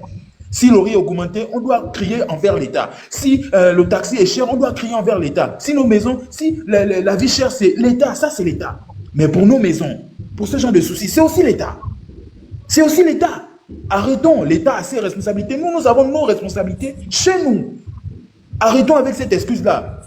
Moi, je trouve ça un peu paresseuse. Souvent l'État, souvent l'État. Moi, je suis ici, au niveau de Port-Gentil. J'ai vu, il y a des mamans qui font souvent demander les gens l'argent là. Je me demande, mais ces mamans-là, ils ont deux pieds, deux mains. Elles font comment? Elles font comment? Ça aussi, c'est l'État? Donc, ouais. Arrêtons, s'il vous plaît. Arrêtons. Merci, moi, je suis par là. Merci. Ok. Bonsoir. Madame, oui, Madame Belbel, 241, c'est à vous. Quel État? Bon, attendez, Madame Belbel, on écoute Inconnu. Si vous étiez déjà monté, je vous laisse parler juste 2 minutes, 1 minute, et après, on prend Madame Belbel. Allez-y. Alors, d'accord. Madame Coralie, là, je viens parce que le monsieur qui est monté avant, le monsieur qui vient à peine de partir, là, il parlait de l'État. Mais l'État, c'est qui? L'État, c'est lui, c'est moi, c'est nous tous, là. Pourquoi mettre l'État? Quand quelqu'un voit l'État, on voit seulement ceux qui sont en haut, en fait, la tête, quoi. Mais c'est nous tous, là. C'est nous tous. Donc, la responsabilité, ce sont les parents, c'est nous autres, là. C'est comme quand je suis montée, j'ai dit, il y a certains parents qui sont déjà liés, qui sont déjà maudits. Et ce sont leurs enfants qui en payent. Qui en payent. Il y a des parents là qui ont fait des choses dans le noir et ce sont les enfants qui viennent mettre ça dans la lumière parce qu'il faut que ça sorte. Ouais. D'accord, merci. Ok, merci beaucoup, madame. Ceux qui sont en haut là-bas. Allez, Madame Belbel 241. Là, je ne prends plus personne. Hein. On termine avec ceux qui sont là. Et puis, c'est bon. De toute manière, je n'ai plus de demande. Il n'y a plus aucune demande. Hein. J'ai regardé, j'ai accepté tout le monde. Madame Belbel 241, est-ce que vous êtes là ou pas? Belbel 241, j'insiste encore. Madame Belbel 241. Alors, on va prendre Madame Da Silva Montero. Madame Da Silva Montero, on vous écoute. Allez-y si vous êtes connectés. Après, il va nous rester 5 participants et c'est bon. On va lancer le live peut-être demain et on va voir. On va continuer. Oui? La tête qui sèche là. Madame Montero? Oui, allô, bonsoir. Bonsoir, nous vous écoutons. Madame Belbel 241, vous appelez tout à l'heure. Vous n'avez pas décroché. Enfin, vous n'avez pas répondu, donc restez connectés s'il vous plaît. Oui, Madame Montero, allez-y. Moi, la vidéo qui est sortie là. Allô, Madame Montero, on ne vous entend pas bien, il n'y a pas assez de volume. Oui, je vous écoute là. Oui, je disais que la vie. En fait, le problème qui se passe en ce moment sur les réseaux sociaux du petit garçon, moi, je l'ai appris sur votre panel.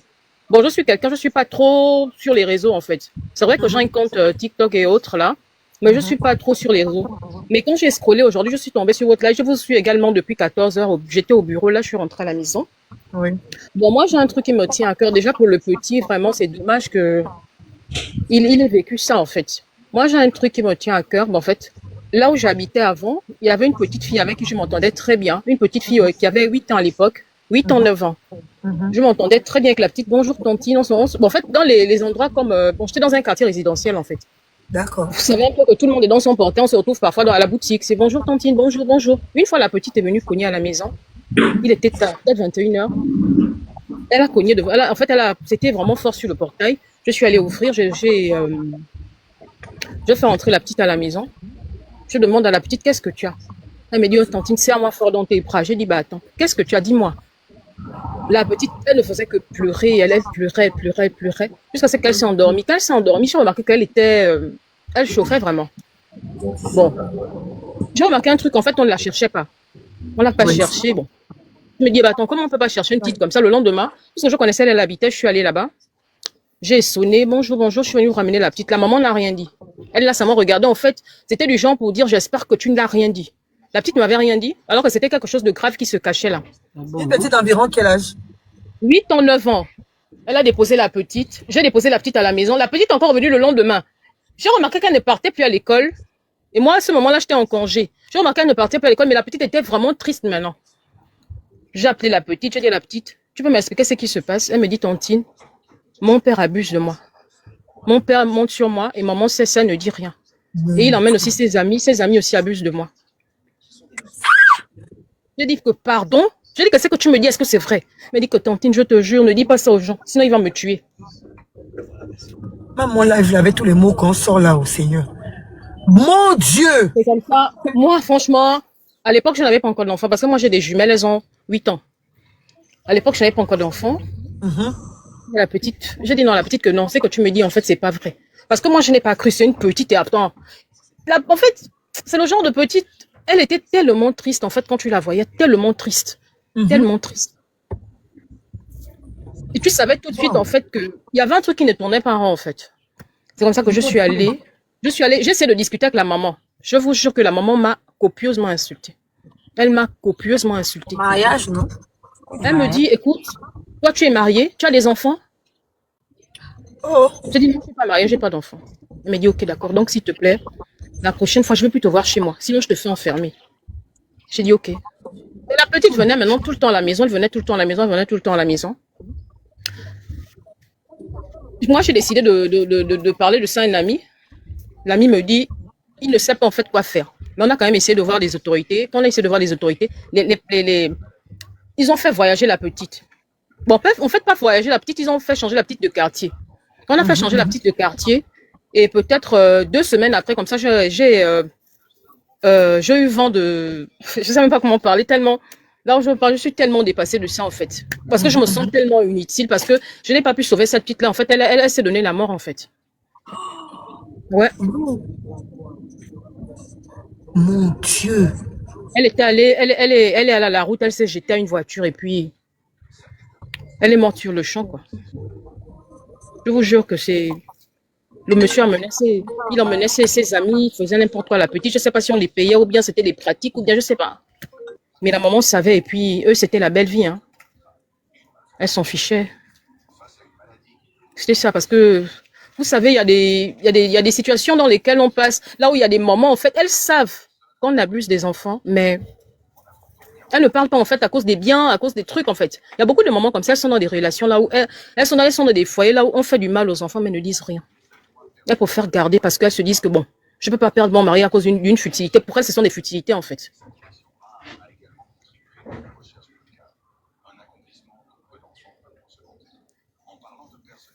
C'est compliqué, en fait. Moi, quand je vois ce genre de choses, en fait, je suis obligée de ne même pas vivre avec quelqu'un. Je suis dans une relation là où le gars est de son côté, moi je suis de mon côté parce que j'ai peur pour mes filles. On ne sait jamais. J'ai peur pour mes filles parce que on ne sait pas ce qui peut arriver si je suis pas là, en fait. Je suis une maman poule, en fait. Je suis comme une maman kangourou. Je protège beaucoup mes filles. Je ne sais pas ce qui peut arriver. Si j'ai quelqu'un dans ma vie, qu'est-ce qu'il peut faire aux enfants? Et puis, vous voyez, non? C'est vraiment compliqué. Vraiment compliqué. Il y a beaucoup de petites là. En fait, l'enfant avait juste besoin.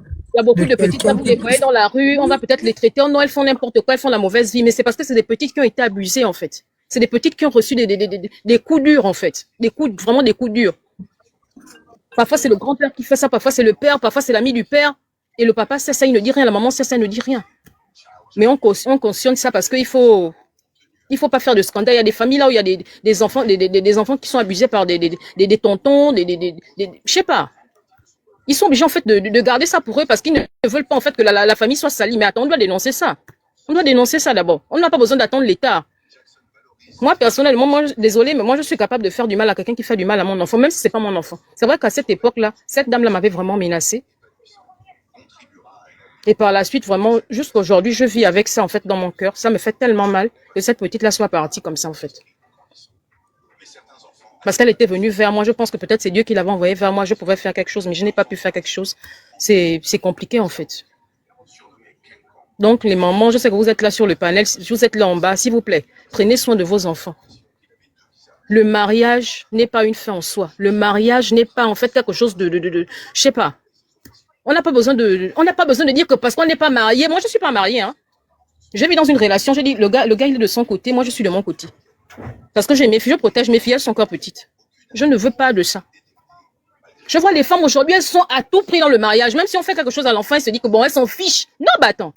On est où là? Ou bien le père fait du mal à l'enfant, il abuse de l'enfant. On t'achète une voiture. Attends, tu fais quoi avec ça? Travaille, tu achètes ta voiture. Il y a même des mamans qui vont jusqu'à donner des enfants aux hommes. Parce qu'il dit non, la petite est belle, elle donne à son gars, tu peux faire ce que tu veux à l'enfant, mais essentiel que tu me payes, attends. On est où? Et ça se passe ici au Gabon. Moi, j'ai entendu parler de ça. Arrêtons. Surveillons les enfants. On n'a pas besoin. Moi-même, mes filles ont vécu un moment avec ma mère parce que je n'étais pas ici au Gabon. Mais après, j'ai récupéré mes enfants. Parce que ma mère aussi, c'est une maman très protectrice. Arrêtez. Il y a des mamans qui arrivent le soir. Elle est dans ses... Elle revient du boulot. Après le boulot, elle ne rentre pas directement à la maison pour surveiller. Elle va encore à un autre endroit. Elle ne surveille pas les enfants. Tu sais pas ce qu'on a fait à ton enfant dans la journée. Arrêtez ça, s'il vous plaît. Je n'ai pas dit que je suis une maman parfaite. Moi, je suis une maman, je suis très dure. Je frappe mes filles. Elles savent ça, comment je les frappe. Je suis très dure. Et j'ai déjà dit à mes enfants, même avant que cette histoire n'arrive, que le jour que papa vous touche ici, parce que je les dépose parfois chez leur père, vous m'appelez directement parce que les deux ont les téléphones. Et lui-même, il sait que moi, je l'ai déjà averti que le jour qu'un truc comme ça arrive, mon cher, je te castre. Excusez-moi de l'expression, je dis je vais le castrer. Arrêtez de dire que c'est le mariage qui détermine votre vie. Elles sont beaucoup là dans les relations, elles sont beaucoup là dans les foyers, elles ne veulent pas quitter le foyer.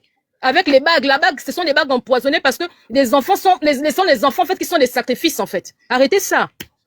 Il y a beaucoup de papas là, c'est lui-même qui est le vrai papa de l'enfant, mais il abuse de l'enfant.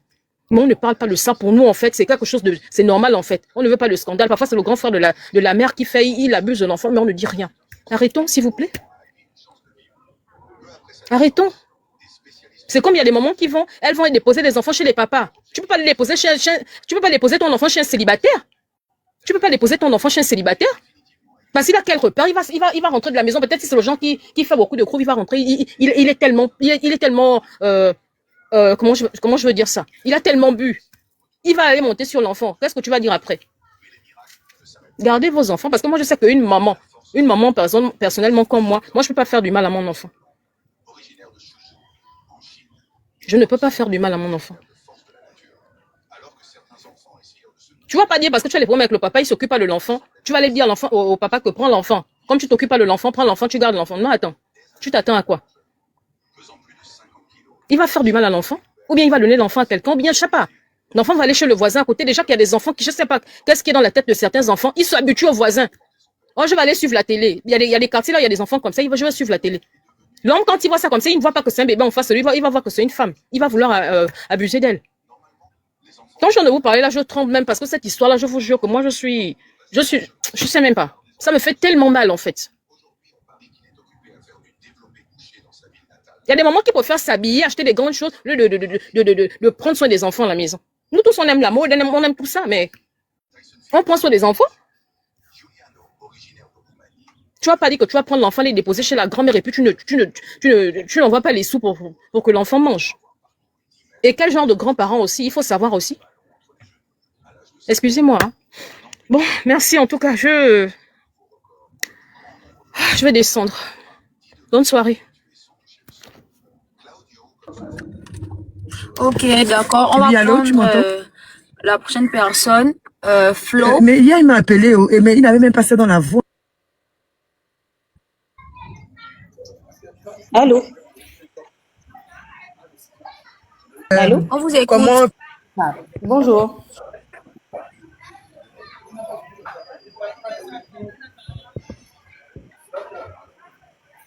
Ok.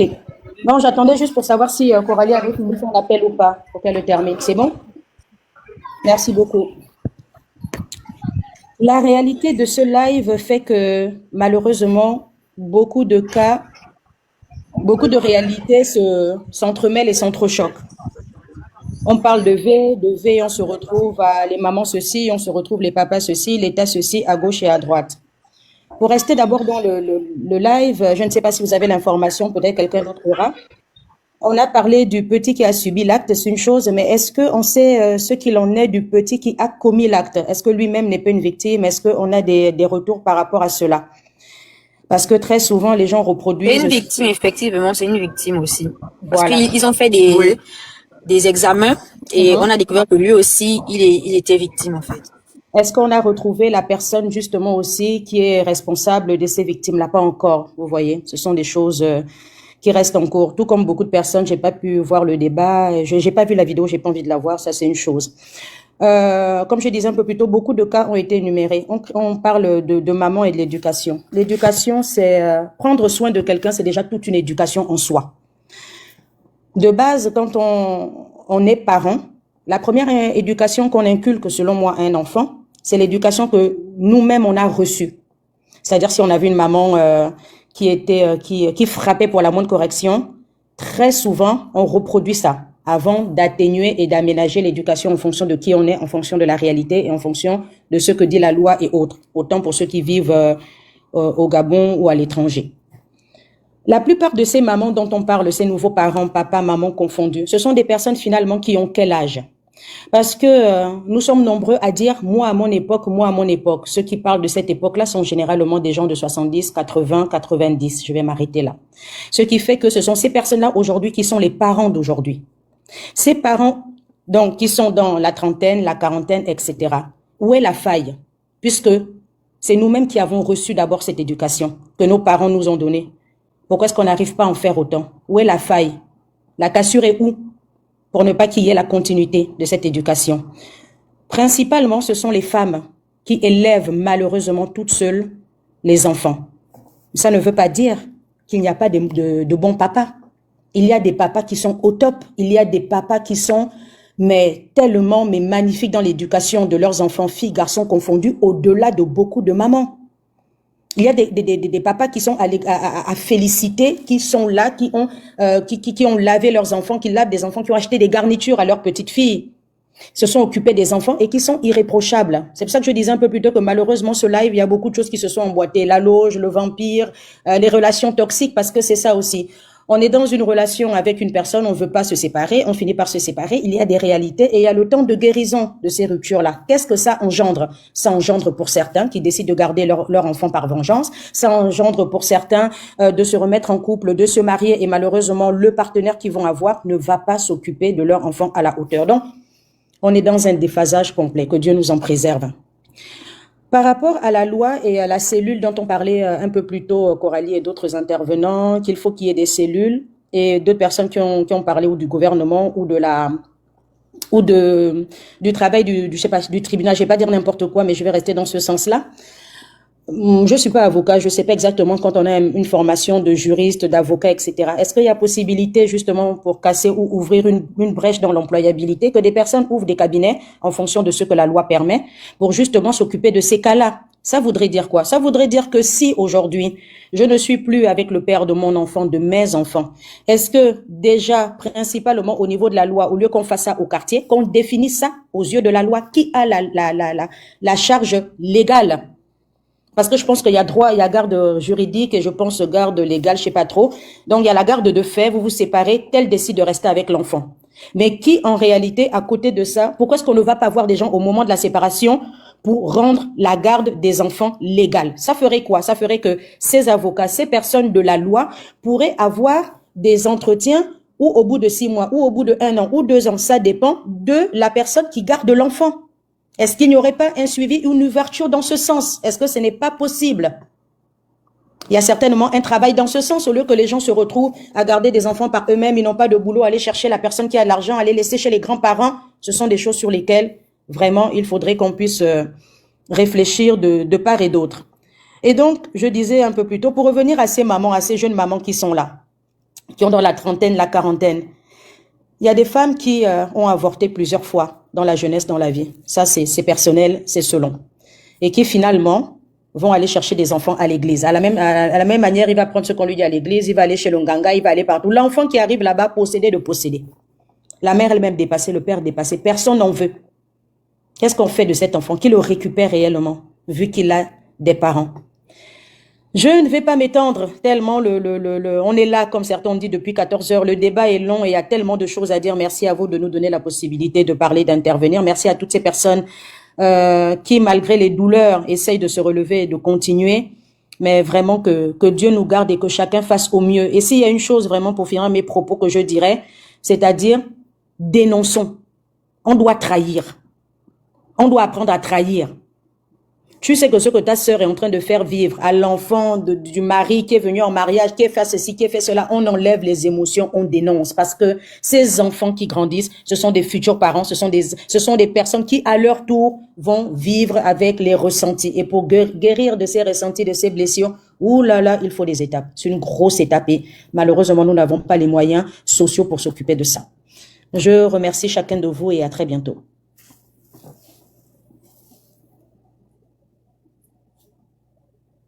Merci beaucoup, madame. Donc, on va passer à la métisse. Hein. D'accord, ça marche tout à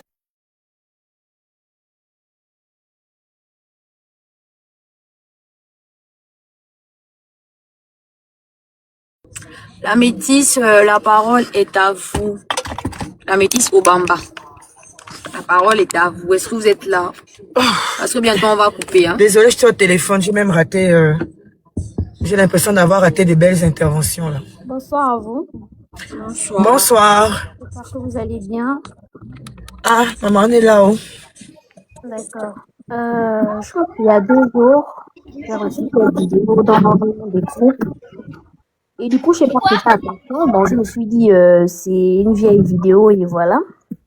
Et hier, ma petite soeur m'appelle, elle me dit, est-ce que tu vois un peu la vidéo qui passe sur le réseau? Je lui dis, comment ça?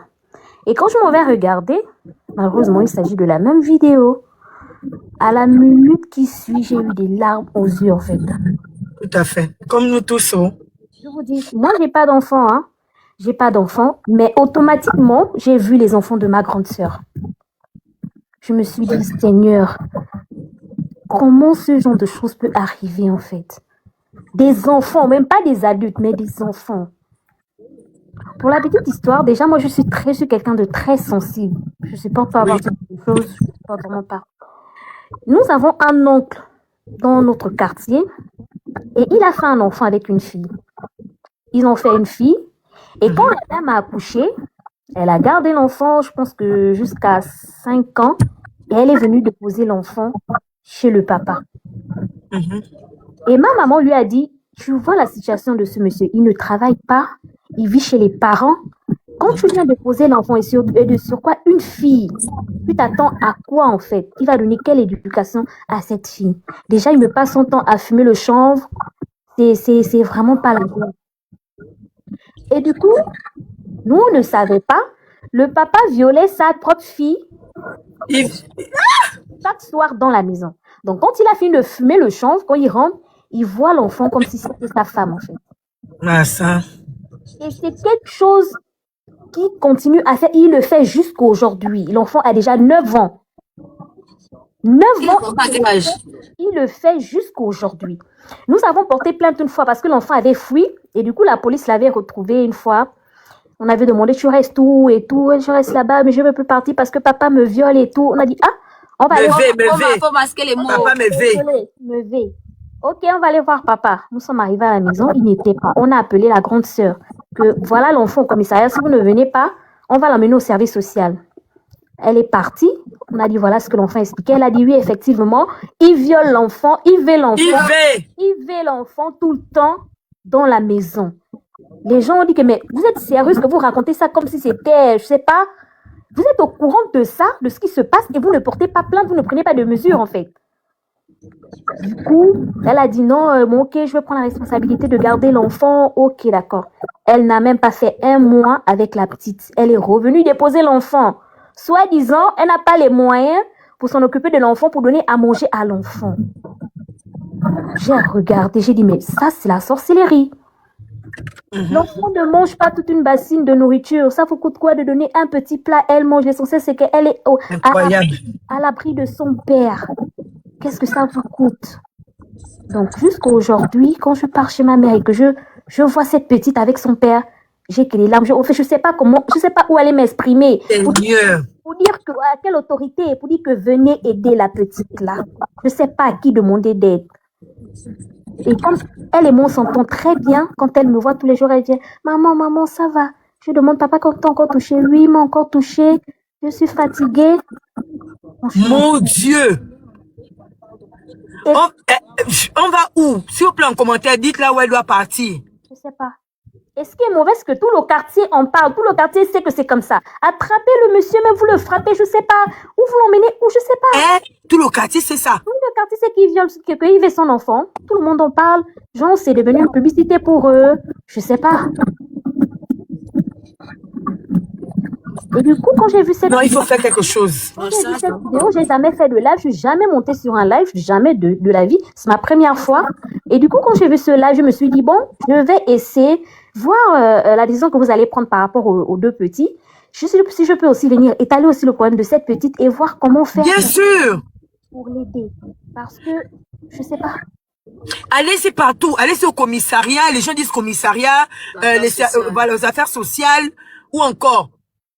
Nous sommes partis au commissariat. Écrivez à Madame Linda Bongo Ondimba en privé, sur Instagram ou sur TikTok. Je pense qu'elle va vous donner, elle pourra vous indiquer. D'accord. On a demandé d'écrire aussi de quoi en chef. Non, moi je ne peux pas rentrer en contact avec tous ces gens-là. Hein. Non, moi je vous envoie chez Madame Linda Bongo Ondimba. D'accord. Elle maîtrise ce genre de cas. Elle va vous dire vers qui vous devez partir. Allez sur Instagram ou TikTok. Vous tapez son nom et vous laissez un message vocal même de préférence. Vous laissez un message vocal. Et vous dites vraiment que tout le quartier le sait. On ne sait pas vers qui se tourner. D'accord. Maintenant, si vous voyez que de son côté, ça retarde, allez-y au commissariat. Même si c'est même la PJ, police judiciaire, allez-y même là-bas. Même si ce ne sont pas eux qui traitent ça. D'accord. Vous dites à la brigade des mœurs, c'est où? On va où là-bas? On va les trouver où? Ils sont situés où? Au ministère de la Justice aussi. Là, je lis tout ce que les gens disent en commentaire. Ministère de la Justice. On ne peut pas laisser cette petite-là continuer à encaisser. Voilà la dame qui est montée tout à l'heure là, en disant qu'il y a la jeune fille là qui lui demandait de l'aide. Elle n'a pas pu l'aider et après, c'est déjà.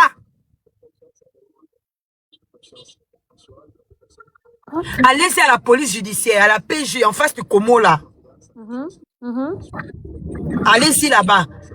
Vous dites vraiment, vous partez à la PJ, vous dites que vraiment, c'est un cas de V sur enfant. D'accord. Ne laissez pas ça, madame. Hein, si les autres sont nonchalants, vous faites ce qu'il faut faire. Même si vous ne voulez pas arriver devant la famille en montrant votre visage, mais vous indiquez bien aux forces de l'ordre que c'est telle maison, tel endroit, le père s'appelle comme ça, voilà, voilà. Même quand ils viennent vers vous, à distance, vous montrer, ils vont rentrer là-bas. D'accord, ok. S'il vous plaît, hein, on compte sur vous. D'accord. Merci beaucoup. Bonne soirée à vous. Merci, bonne soirée à vous également. On va prendre les deux dernières. Non, ton propre enfant que tu veux. Madame Bentel 241, nous vous écoutons. Madame Bentel 241. On termine avec les deux dames et puis ce sera bon pour aujourd'hui. Hein. Pour ceux qui viennent d'arriver, excusez-nous, nous sommes en live. Oui, bonsoir. Allez-y, on vous écoute, madame. Après, madame Obiancadi va enchaîner. Oui, j'aimerais beaucoup revenir sur certains propos, certains témoignages à propos de la première, c'est madame Nancy Kota. Lui dire vraiment de se faire suivre au niveau spirituel parce que ce genre de choses souvent... Éloignez-vous des enfants aussi, hein. Il y a trop de cris d'enfants. Oui, je disais, ce sont des portes et des portails qui sont ouverts souvent et après... Ça se répercute de génération en génération. Lorsque vous entendez parler des esprits générationnels, le plus souvent, ce sont des choses que parfois nos parents subissent, que nous subissons, et qu'après, si les liens ne sont pas coupés, les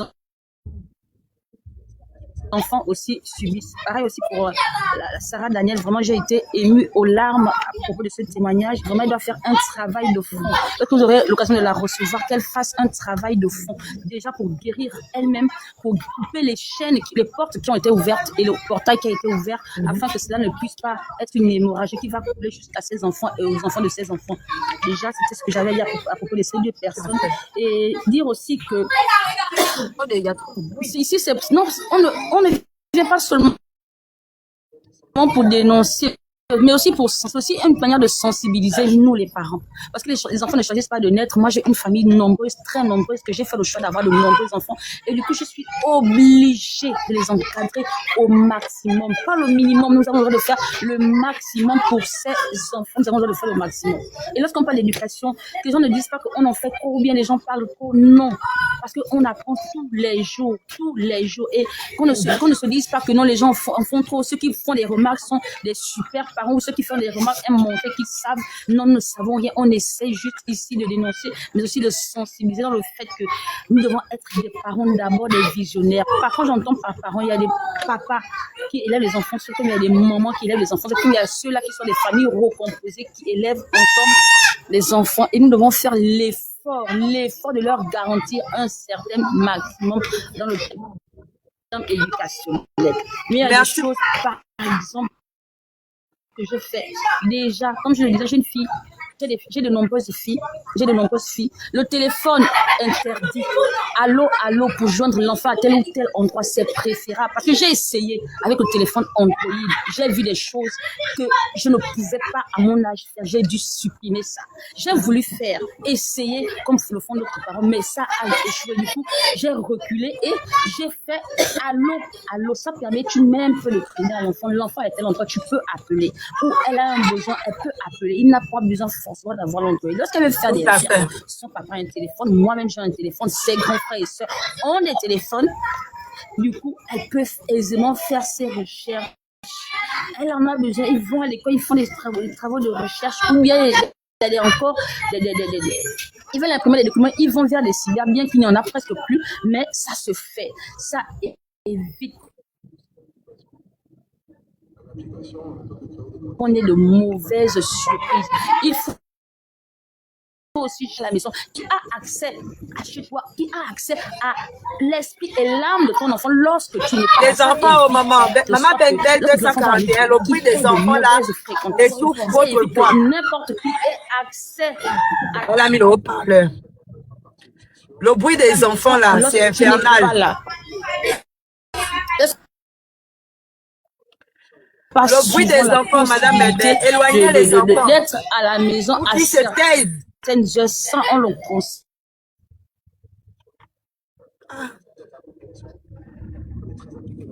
Oui, haut-parleur et écouteur, c'est ça là que la coach elle directement te fait descendre et te bloque. Oui, elle n'est pas dans les Koumachama. Mais qui vient? On vient aller en esprit déjà. Et elle n'a pas une bonne connexion aussi. Excusez-moi de rire, mais là, on peut se permettre un peu de rire là parce que franchement la situation. Maman Bendel 241, vous nous entendez quand même. Nous ne sommes pas que dénoncer, mais nous sensibilisons aussi. Et le côté spirituel, vraiment, comme je le disais. Elle est avec nous, elle est en esprit.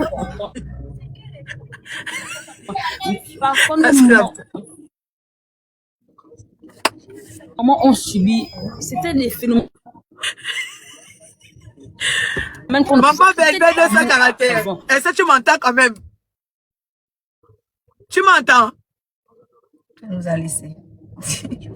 Maman Bendel, je n'ai pas envie de la descendre comme ça. Même les spirituels, ça va tout le monde. Et ce sont des phénomènes parfois qui entrent comme ça par des portes ouvertes. Quelqu'un a fait des attouchements à ton enfant, il a introduit quelque chose, il a introduit une semence, il a ouvert une porte et voilà, l'enfant, je le mets et débauche. On ne comprend pas comment. Là, elle est maintenant avec le Saint-Esprit. Non, là, elle avait le Saint-Esprit. Elle parle, mais j'imagine comment elle est en train de parler, les yeux fermés. Là, elle est déjà en train de... Elle est loin là, au point de plus nous entendre. C'est bon. Non, mais c'est quand même, au moins, on clôture le live là, avec un peu de... On a été trop triste depuis 14 heures. Venir de l'intérieur, comme ça l'on dit, et comme ça peut venir de l'extérieur. Écoutons juste encore 5 secondes. Merci beaucoup. C'est fini, maman Bembel. Tu m'entends? Maman Bendel 241, tu m'entends? En tout cas, merci beaucoup, hein, maman. Que Dieu te bénisse. Merci, on a compris. Merci. Yeah. Comme dit coach Amon Chic. Mais qu'est-ce que c'est? Ah, ça, en tout cas, elle nous a apporté quand même un peu de sourire. Parce que franchement, depuis 14 heures, on était vraiment triste. Vraiment, oh. Non, elle était maintenant en esprit. Le corps était dans la bouche, parlait seulement, mais l'esprit était déjà monté. C'était un ange dans le ciel avec beaucoup de... Oh, ça, oui. pardon. Quelqu'un dit c'était un ange dans le ciel avec beaucoup d'enfants. Non, mais elle était déjà loin jusqu'à elle nous écoutait même plus. Mais merci comme la bonne humeur, hein. Madame va bien, excusez, on rit là. Moi-même, je ris d'abord un peu. Parce que là, elle était... Ah, non, merci à elle. Jésus Vraiment. était déjà assis. Jésus est descendu. Jésus était assis à côté d'elle. On parlait de coup de pluie. Non. Non, ça, elle était déjà au 2e ciel. Non, là, Jésus était assis. Là, elle montait au 3e ciel. Elle devait être assise à la droite du Père, si on ne le coupait pas. Non. Alors, voilà. Ok. Bonsoir à toutes. Bonsoir Coralie. Bonsoir. C'est vous qui allez clôturer. Après vous, on va se dire au revoir. Merci, c'est un honneur. Depuis 14 heures à peu près, je suis le live, j'ai coupé, je suis allée faire des cours, je suis revenue. Bref, ça veut dire que le thème, je vais dire ça comme ça, le thème est intéressant et touche un plus grand nombre. Et du fait que les gens s'expriment, il y a même eu des témoignages. Si ça avait été un live, il y a eu des témoignages et tout. Ça veut dire qu'il y a des gens qui souffrent dans leur chair, qui n'arrivent pas à s'exprimer, qui n'arrivent pas à dénoncer les blessures avec lesquelles ces personnes vivent depuis longtemps. Il y a des choses qui ont été dites tout aussi intéressantes les unes que les autres. Tout à fait. Alors, moi, ce que je vais dire, je suis des années 80 et je ne cesse de le dire. J'ai 2 enfants, 2 garçons. Et quand j'ai vu cette vidéo le matin, j'ai été déchirée dans mon âme, mais vraiment dans mon âme. Ça montre à quel point la société de nos jours est perverse et vicieuse. Je le dis pour les gens qui me connaissent, les gens qui m'entourent, revenons aux fondamentaux. Nous sommes des bantous. Et d'abord, quelque chose qu'il faut savoir, c'est que ce genre de choses a toujours existé. La différence aujourd'hui, c'est qu'il y a des réseaux sociaux, il y a des téléphones. Donc, facilement, on peut dénoncer, facilement, on peut filmer et ça va se retrouver sur la toile, comme le cas de ce jeune garçon-là. Revenons aux fondamentaux.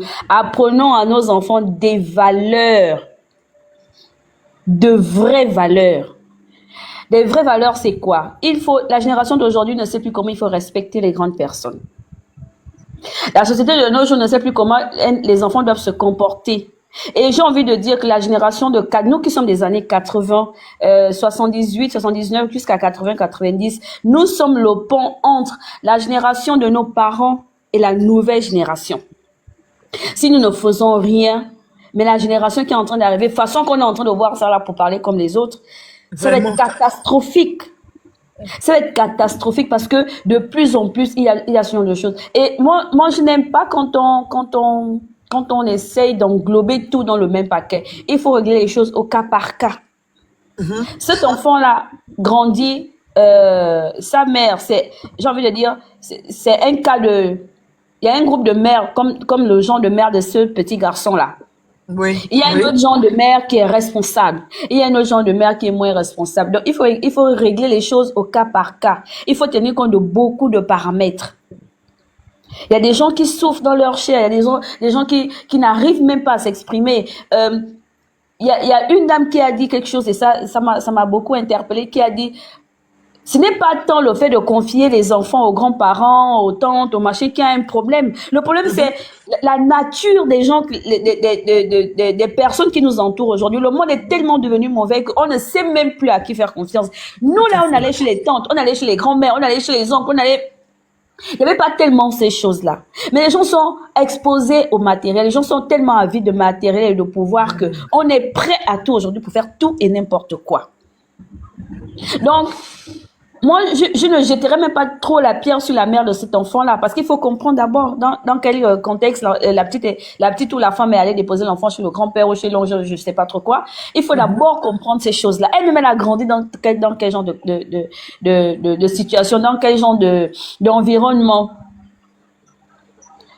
Ça déchire le cœur de voir que de plus en plus, on est en train de se dire, l'État gabonais j'ai envie de dire, n'existe pas au moment où nous sommes nés. Cet État gabonais a toujours existé. Nos grands-mères nous disaient à leur époque, on ne faisait pas ceci, on ne faisait pas cela, parce que j'estime que ces gens-là avaient, leurs parents leur inculquaient de vraies valeurs morales qui faisaient qu'on savait que Coralie a laissé, excuse-moi de t'interpeller, Coralie a laissé son téléphone là, ou alors son bic, ou je sais pas trop, je dis n'importe quoi. Je n'ai pas le droit de toucher parce que c'est pas à moi. Oui.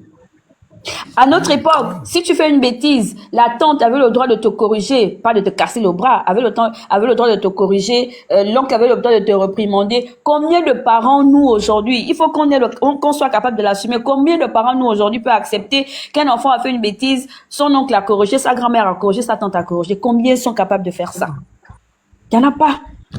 Revenons aux fondamentaux. Nous avons de vraies valeurs morales en tant que Bantous, en tant que Gabonais en particulier. Dans toutes les ethnies, autant que nous sommes, dans toutes nos ethnies, on nous a toujours appris le respect. L'interdiction de faire ceci, l'interdiction de faire cela, de dire un certain nombre de choses. Et moi, j'ai envie de dire la mondialisation, c'est bien, mais prenons ce qui est bien dans la mondialisation. Tout n'est pas bien. Oui. Parce que tu vas te dire ce genre de discours, on va te dire, ouais, mais on n'est plus autant des grands-parents, les choses ont évolué. Mais les choses évoluent pour qui? Et à quelle vitesse? Est-ce que c'est forcément bon pour nous? Comprenez ce qui est bien, ce qui n'est pas bien.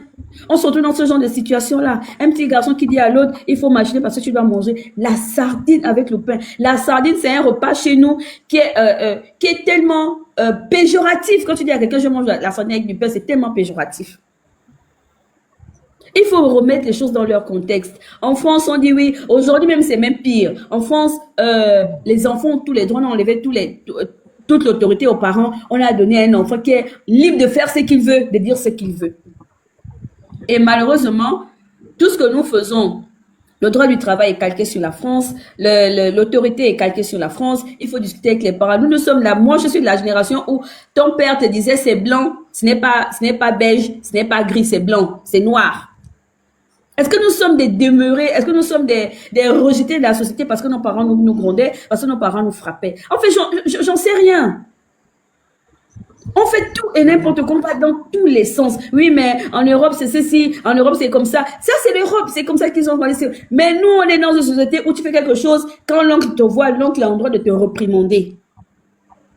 Et moi, je vais clôturer en disant ceci, je l'ai dit et j'ai toujours l'habitude de le dire, il n'y a pas meilleure religion que d'avoir bon cœur. C'est la société de nos jours, avec les vices qu'il y a, avec le pouvoir, les gens veulent faire tout et n'importe quoi, on va leur dire, bon écoutez, si tu veux devenir ministre, si tu veux faire machin, ce qui me sidère encore le temps plus, c'est que même pour les personnes qui sont de basse classe, je ne néglige personne, mais pour les personnes qui n'arrivent même pas à avoir un repas correct par jour, vous entrez aussi dans ce genre de pratique. En fait, c'est pourquoi? Parce qu'on a fait croire à l'Africain, on a fait croire aux Gabonais aujourd'hui, si tu veux être élevé spirituellement, si tu veux être élevé socialement, voici ce que tu dois faire. Et on est entré là-dedans, la tête la première. Comment on peut faire accepter à nos enfants aujourd'hui que l'école est le meilleur moyen de réussir par la vie quand ils savent, nos grands-enfants. Ah, c'est vous-même, à la PJU, c'est votre frère. Ah, c'est votre frère, c'est ça. Comment on veut faire accepter à un enfant aujourd'hui que l'école est le moyen par lequel tu dois réussir quand on voit par exemple comment les élections se passent chez nous, comment un certain nombre de choses se passent chez nous. Revenons aux fondamentaux. Ceux qui prient Jésus là, ceux qui prient Dieu là, priez. Ceux qui sont dans les rites et traditions de chez nous, dans aucun rite, moi j'ai plutôt l'esprit curieux. Je ne suis pas initiée, mais je discute avec des gens. Dans aucun rite traditionnel de chez nous, je parle des vrais gens qui pratiquent les rites. Je parle des vrais gens qui pratiquent les vrais rites. Enfin, des gens qui sont restés vrais dans ces choses-là. Personne ne te dira,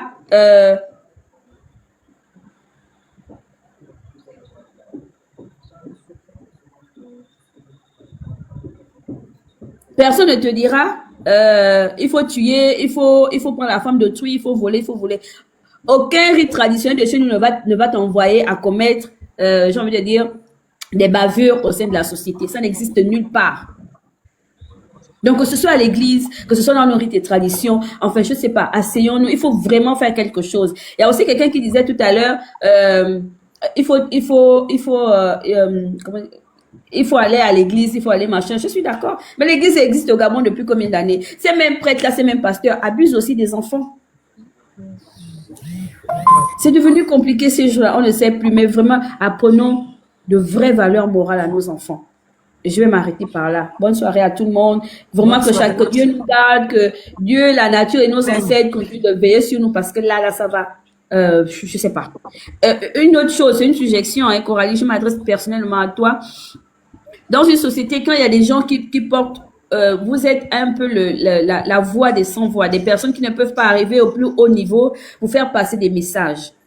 Il y a des gens qui n'arrêtaient pas d'écrire là, non, il faut un numéro vert pour qu'on appelle dès qu'il y a une situation comme ça, pour qu'on dénonce. Essayez de voir comment vous pouvez, par tout ce que vous avez comme activité, comment je sais pas comment vous pouvez faire pour faire porter ce message au plus haut niveau. Parce que là, c'est compliqué. On a peur. On vit dans le stress en permanence. On vit c'est effrayant. C'est effrayant pour ceux qui ont des enfants, qui ont des enfants, ou pour ceux qui n'en ont pas, mais qui ont des neveux, des nièces, des machins, tout ça. C'est compliqué parce que quand tu entends des histoires, tu te rends compte qu'en fait, cette histoire n'est pas isolée. Il y a des cas je ne néglige pas le cas de maintenant, mais il y a des situations beaucoup plus compliquées que celle-là. Tu te demandes, est-ce que c'est le même Gabon dans lequel moi, je me lève le matin, je me lave, je dépose mon enfant à l'école, je vais au boulot. C'est compliqué. C'est dans les mots de tête. Merci beaucoup, Madame Kadi. Merci. Donc, je vais terminer par là et puis souhaiter bonne soirée à tout le monde. En espérant que ce genre de live réunira autant de personnes et que des gens vont se dénoncer et que voilà, ça pourra donner quelque chose. Soyons vigilants. Bonne soirée à tout le monde. Bonne soirée à vous aussi.